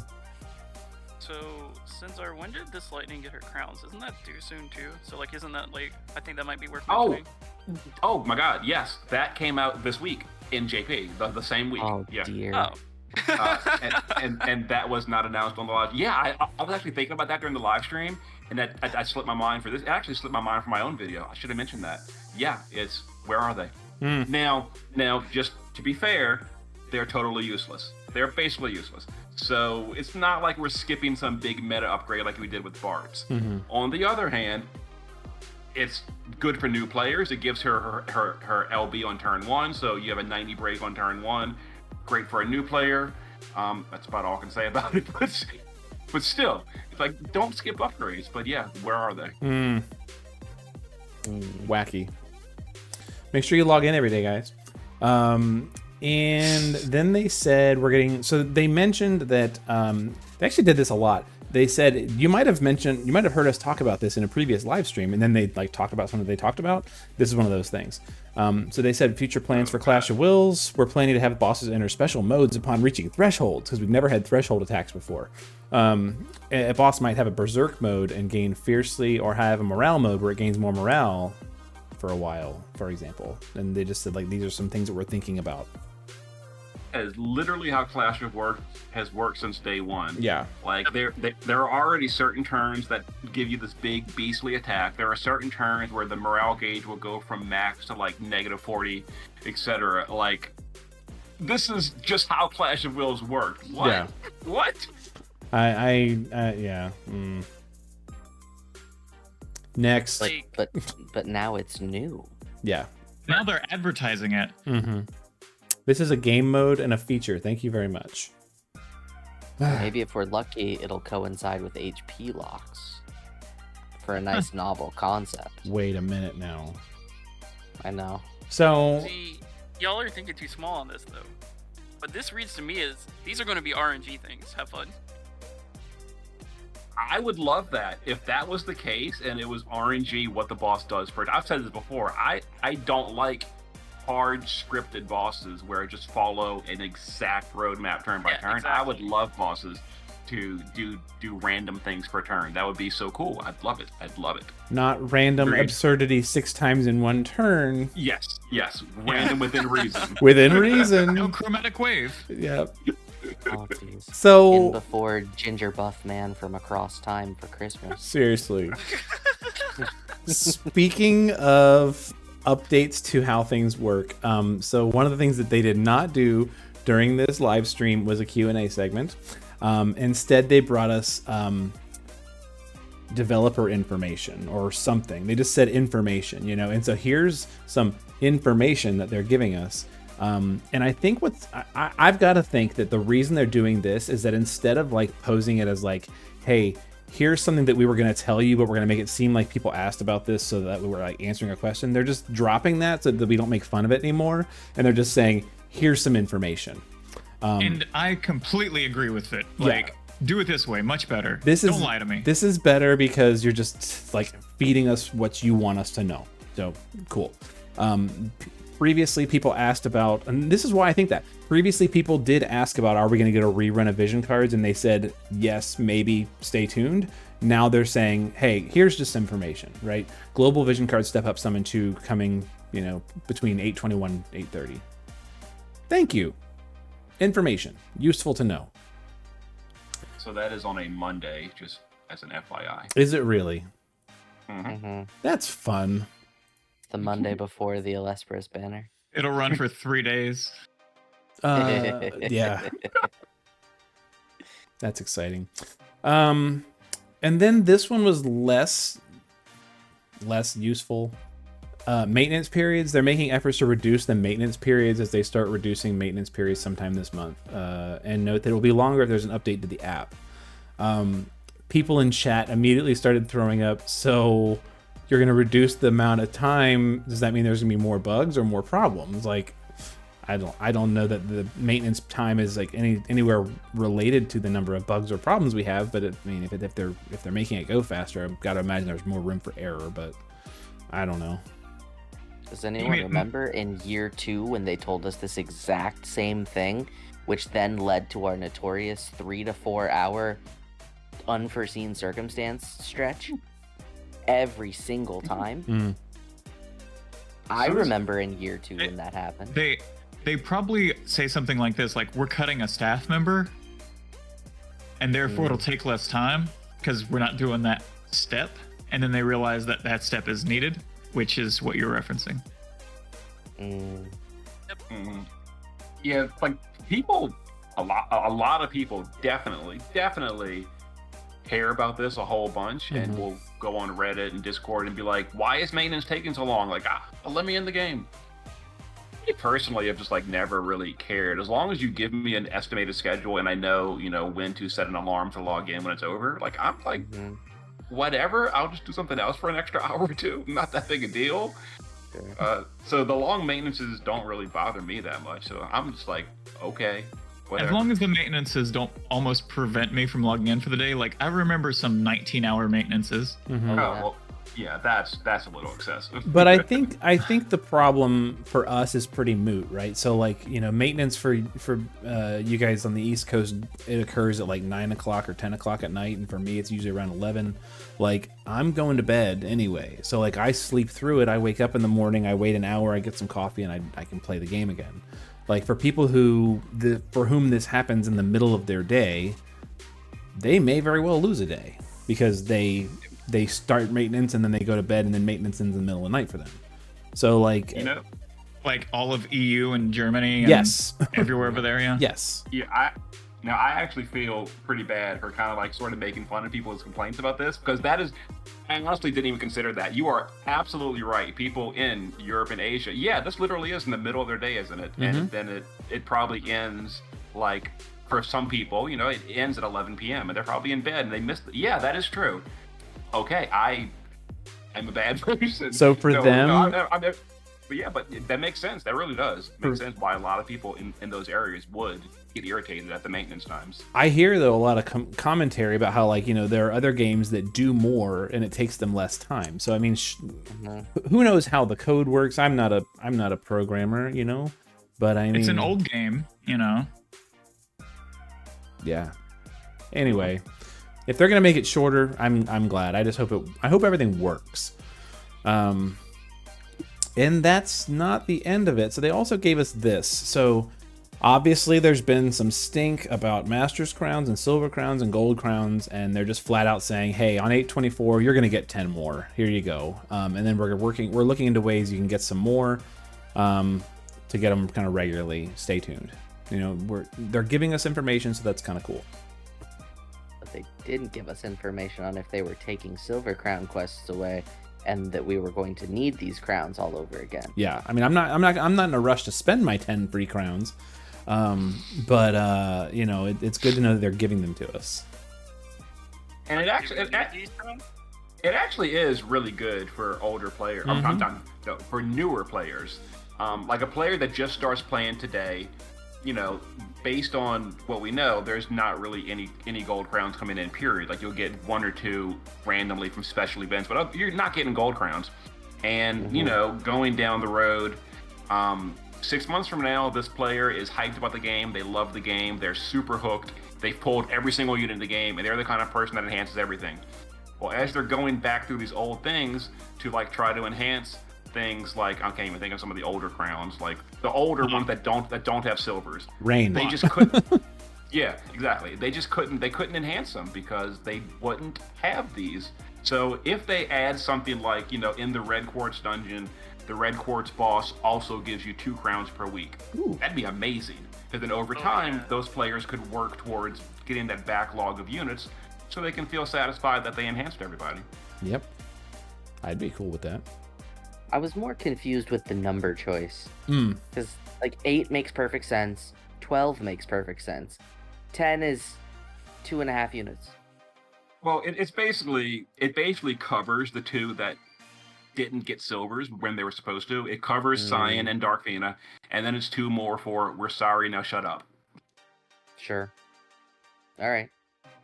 Yep. So, at least they're doing something about it. And we did get silver crowns for you know, Cloud Remake, I mean, 2 points for this one. They're doing something about it, and they're not charging us for it. So, they're just giving it, which is actually great. But they're just login rewards, right? Yeah, they're just mailing it out. Yeah, so like if you don't log in during that week, it creates kind of the same problem then. It should still be in your inbox though. I mean, if they're giving it out on 8/24 during the maintenance, it should just be there when you log in whenever. Yeah, but what if I start the game on 8/25? That's what I'm saying. Oh. Oh, yeah. Start the game right now. This is your moment. Never consider starting after. No. So cool. Hey, remember that time we had Reagan's Mission 1? We're getting Reagan's Mission 2. I was scratching my head so hard, like, wait, what are we talking about? Like, did we skip barely all the remember it. exclusive content? So what it was? No, it was like a Twitter thing. It was. Yeah. You had to post a picture of your team that was only 4-star units, and like I remember putting like the most goofiest team together ever just to do it. Like, yeah. No, it didn't even have to be only 4-star units. You had to have a 4-star unit on your team. Right. So certain people just did like I think it was a raid, just did it and switched out a single unit. Like, so it was just like Chizuru, 2B, and then some 4-star unit. Yeah. Yep, it was Tillith for me. Take a picture of it and put it on social media, and there you go. And then we get rewards. So cool. We're getting part 2. Yay. We're gonna get Star Quartz. Dream big. Neat. You can buy time limited units. It's true. Get your Magitech Terra. That's so true. That is the best use of your units. Get a second one. Definitely not making Guy STMRs. That is not a better use. Yeah. No. Cool. Then they showed us this. We're getting these Moogle backgrounds for computers and phones. They didn't say exactly where. I think they just said on their social media, so check that out. Okay, I just gotta say, I want the panoramic one as like a car window sun visor thing that you just like put up. I want it as that. Yeah, that would be pretty cool. So go get your Moogle picture. Speaking of other pictures that they're going to be putting up as well is the Reagan vision card and the Flaring Ether Rain vision card. So these are pretty cool. I mean, if you like them, you know, you need to get them on as a background for your phone or something like that. Those are pretty cool. I'm probably not going to use them as a background, but I just will say that I do think the art of these two is very high quality, and I really like it. Yeah, I kind of like the Reagan one better. What I like is that it's different art. You know, it's not like just the same artist on both. Very cool. I like what that rain card symbolizes. which is that we had a unit that's a non-premium unit that gave us 2 cards, and the EX3 card was fantastic, relatively speaking. Very cool. Neat thing that I hope they do more of going forward. Then we get gifts for just being part of the live stream. Yay. You guys need more yellow pearls, right? You didn't even have to be at the live stream. You're just getting these gifts. So, hooray. And there's not even an and more on here, which is making me sad. And then they threw out this again. And so I feel like this is maybe the second or third time they've brought up, hey, we still haven't reached these milestones. I looked, we're at like 66 point something subscribers on their channel to get that Master's Crown. Like, I feel like we're never going to get this 10,000 lapis. I mean, it's hard, it's subscribers. With other things, it's like, hey, get a whole bunch of likes on this post, and people just make dummy accounts. But people aren't making dummy accounts for YouTube and then subscribing. Yeah. I feel like if they want more subs to the YouTube channel, they need to like put content on the YouTube Thank channel. you. Right?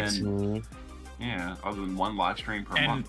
And if they are doing their live stream, like, go into things more, make it a longer live stream, like actually talk about the unit. Or play the game. For example, you could talk for an hour and 45 minutes about this stuff when they spent 38. I mean, the thing that actually like makes me a little angry is they go, and there it is, you can see it, and I'm like, okay, but explain it. Why does this matter? Tell me the mechanics. Why is her having a 40% imperil field on her limit burst a cool thing? Explain. Not everybody that's watching the stream understands everything, so you can be a little kid's gloves with it. It's okay. They definitely used to be. I remember. Oh gosh, I don't want to make anybody cry. Do you remember when Shale unveiled how Esther was going to work, and they like went really in depth about how Magnus abilities work and how hers was a rechargeable Magnus ability that happened when you used her. Like, they spent like 5 minutes talking about how that one thing worked. So that was a good moment. I remember them doing a very similar thing for our, oh my gosh, what is it? Where you can take in multiple units and get the rewards. Chamber of Vengeance. Yep. Yeah, and they like completely like they spent like 20 minutes explaining the whole Chamber of Vengeance system and how it was going to work. Yeah, right now, I mean, they put up the live stream obviously, and then they put up this like 30-second video that like shows the unit's limit burst every once in a while. Like it's just, and it's that is a week and a half late. Like what I guess what I'm saying is like spend some time with us, you know? Yeah. They used to. They definitely used to get videos from Chalet and Dussel all the time, where they would go over this is this trial, or this is this mechanic, or let's explain how to make an Earth party or whatever. And these videos would be like, I don't know, 10-15 minutes long, not super long, but you're actually putting out content. You want people to subscribe to your channel, out a bunch of different content. Like, no offense, but like when Kurt and Sinzar are putting out more content than the main FFBE channel, this is not okay. We even briefly had Alex walking through what it was like to start the game from wherever he came in as a brand new player. And Tony did They've too. done that every time they kind of hire a new guy. Yeah, Tony did that too. Yeah, but they only do it like for a minute and then they stop. Yep. Such a shame, because that's interesting. So this sort of like goes into like the next, I don't know if this is another point that you have like another slide for this or something, Gert, but whenever they said we're working on some more things like games, or like if we could bring on like some members and have some contests or like tournaments between them or something like that, and we're trying to come up with more ways to do the live stream.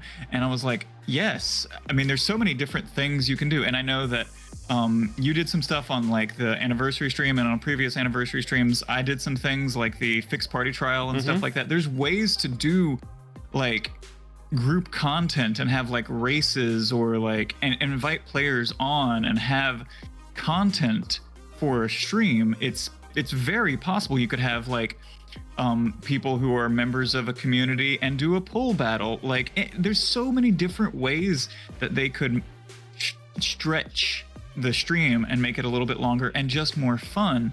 but they're just like, here's the units, bye-bye.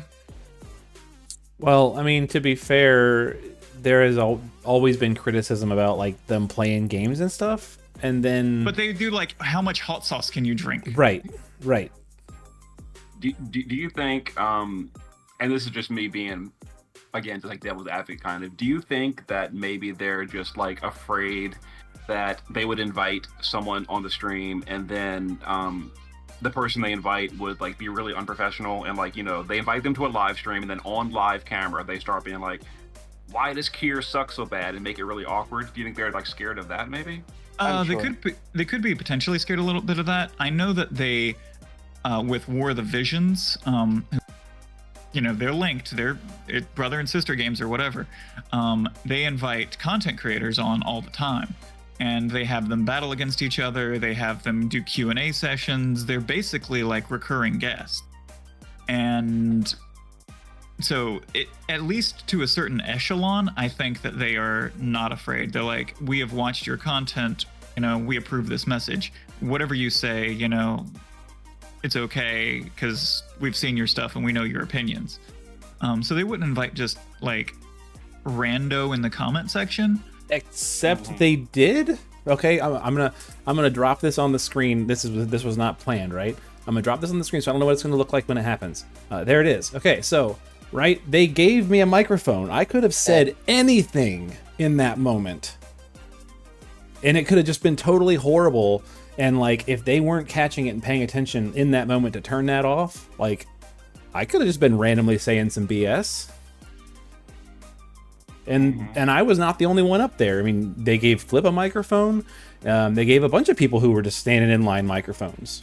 So I can see that as different though. That's perspectively different. So that is this big convention, and they can say, okay, thank you, and like, you know, you get your 5 seconds and then they push you off, and it doesn't seem like it's officially sponsored an opinion, you know. But if they bring you on, specifically you, and you have the invite, then it seems like your opinions are approved. Right. Well, at that point though, can't you make arrangements and agreements? And I'm not a lawyer or anything like that, but like, you know, you have an approved message, or you have an approved, like, if you do something like this, or you know what the repercussions are going to be or something like that. Like, I don't know. Okay. Yes, So yeah, exactly. So whenever I had Shally on stream, she was like a little scripted for things that she could say, and questions I could ask her.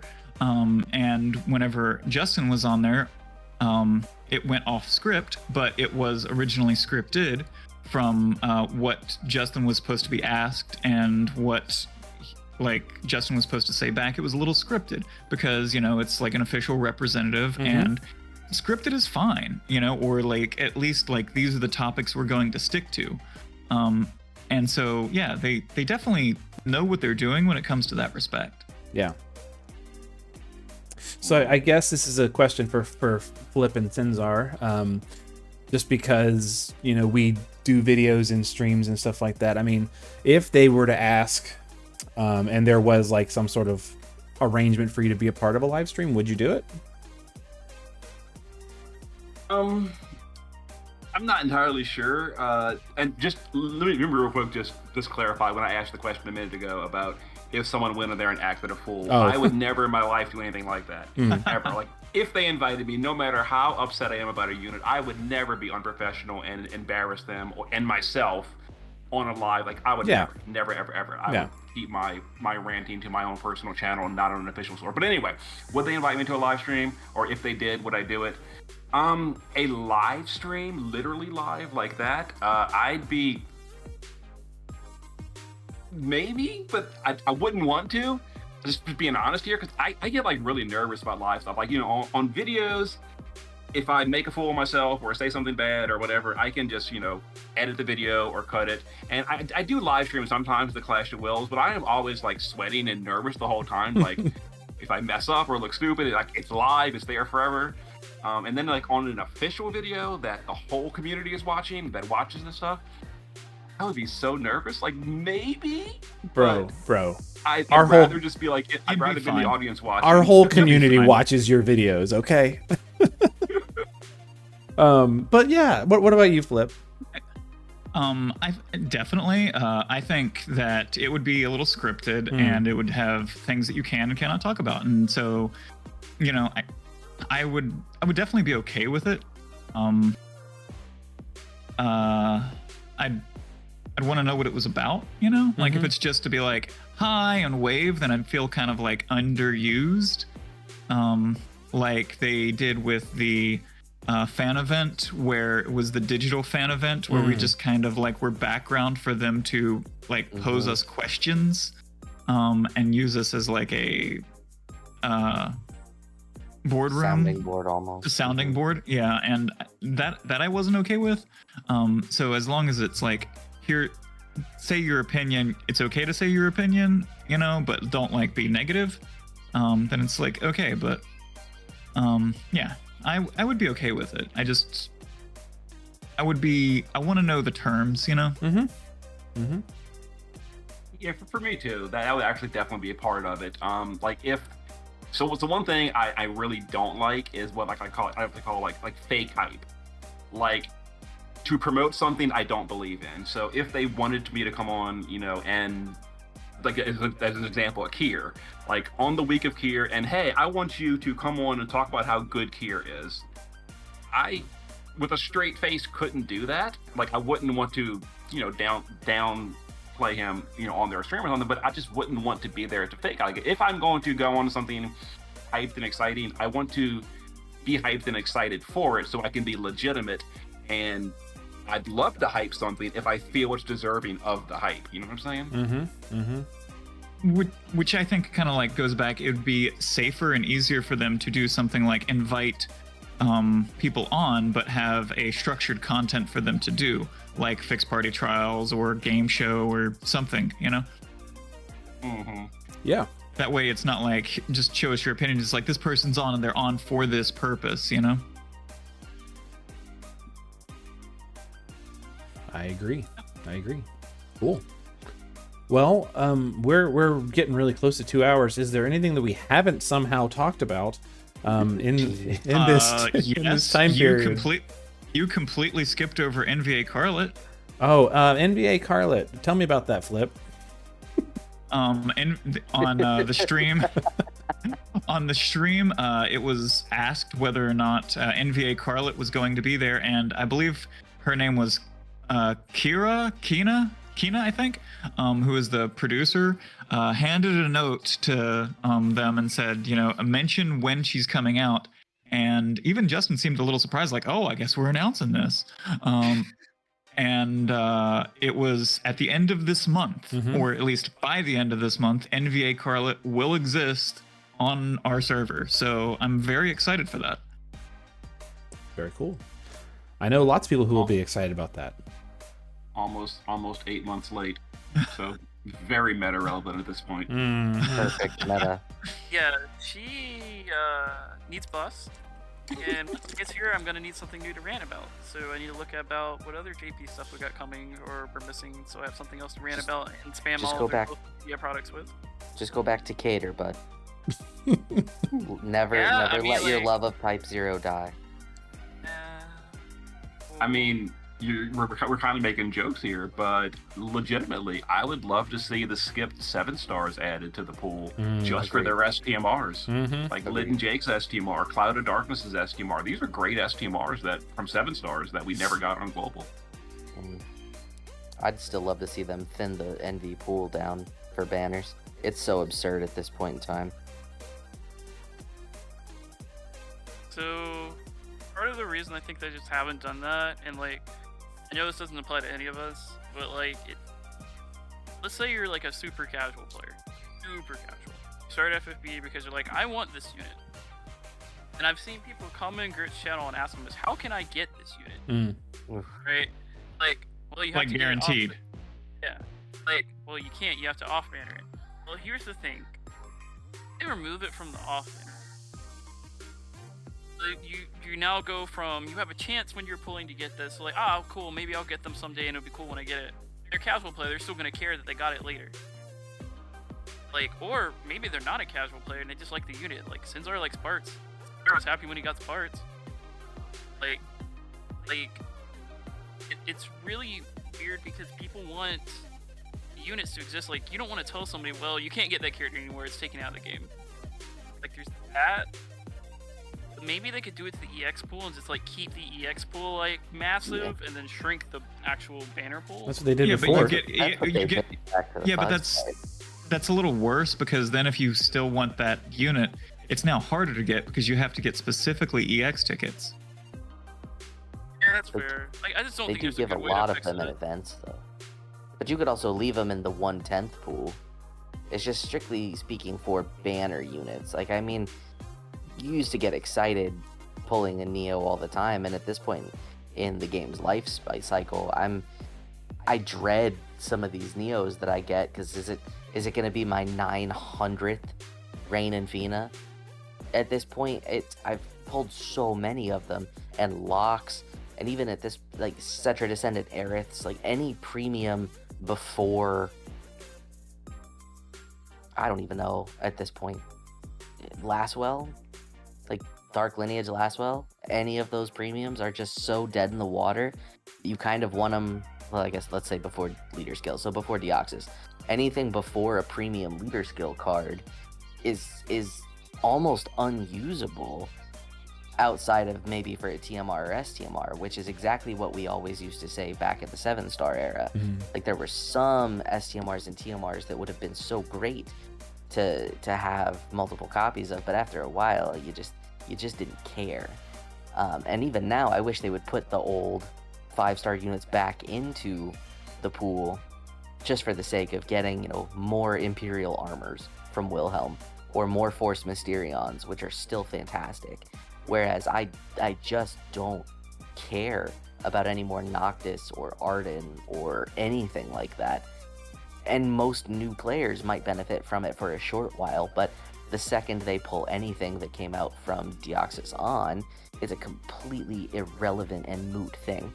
And that unit will carry them in just their base form through all content, through effectively, you know, end of Season 3, possibly early Season 4. So, like, what if they let you log in, and then if you log in every day for the month, you get a ticket, and you just go to a shop, and you're able to select old MVs up to, like, X amount of time, right? So, like, let's say you got all the way up to the Tidus that came out, right? Like, Guardian Tidus, right? Guardian Tidus's STMR is, like, a big deal still for some players, right? Like, they don't have it or still use it. I don't have it. I was gonna say, sorry, Flip. Well, like, you get what I'm saying? Like, if it was from, like, Tifa all the way to... Actually, I don't remember if Tifa was first or not. I feel like she was one of the first. She was There's, first like, premium. Cloud or Tifa, like, them until, like, Titus. And be like, alright, you logged in this whole month, you can select one of those and you get it for free. It's not hurting their bottom line. You're not rerunning these units on banners, right? So, like, that lets people get old things, and then you could take them out of the pool. And if it was, like, required, you have to log in every day for the month. Like, if you miss a day, you're kind of like, that's it. Then it forces people to log in, which is, like, interactivity. And once the people are in the game, they're going to stay in the game for a minute. Now that I'm in the game, I guess I have to do that. I guess I have to do this. So, and then they end up spending money, which is, it helps their bottom line. It's a good idea. It's an easy solution. It's basically what they did with, you know, getting premiums to EX1, with just being able to exchange for other vision cards. Now, that would be a lot more meaningful if we could only get some vision cards from the random card drop, as opposed to, you know, the premium wind card, which is just nowhere to be seen, or the premium earth card, which is currently nowhere to be seen. And so, if we could get a means of exchanging for things like that too, that'd be wonderful. But purely from, you know, logistical unit exchange perspective, yeah, that's a great idea. Because there's just, as great as Tidus's STMR is still, and super usable, unless you have, you know, a ton of Black Flame Reagan STMRs, you just don't, you'll never use him as a unit, and I love Final Fantasy X. But I'm not clamoring to make a new team of Final Fantasy X units because there is just no reason to. And Well, they I mean, removed the one gimmick of a Final Fantasy X unit in the counter strategy. So that's where our sort of problem is with every unit coming out being a Neovision, is the game was designed around the gear that you were getting coming from your lower tier units and equipping them on your higher tier units. But now every unit is the higher tier, so you have to get them all, but you can't because they're in this random pool. Very true. Very true. Lest we all forget 3-star Cecil's Excalibur being essential on making Orlandu matter. Every unit matter, yeah. Even further, needing dual wield from Zidane when running the Earthshrine 999 million times. And dual cast from Ludmil. But the system doesn't exist anymore of getting that gear from your lower units. It's just like have all your higher units, which you can't do. I feel like we could make this a topic for an entire other video. Probably could, probably should too. Guys, I want to thank you so much for hanging out for 2 hours talking about all this. This is so crazy. We're still 22 hours short of Sketch's dream of a 24-hour video. But you know, maybe one day, but thank you guys so much for coming and hang out and for talking about the stream. Any closing last minute thoughts? Says of goodbyes? Justice for all. Justice for all. Lightning. Pull for lightning. Thank you, Sketch. Thanks for having me. Absolutely. Okay, guys, you guys be good to each other, and we will see you on Tuesday for the news. Later.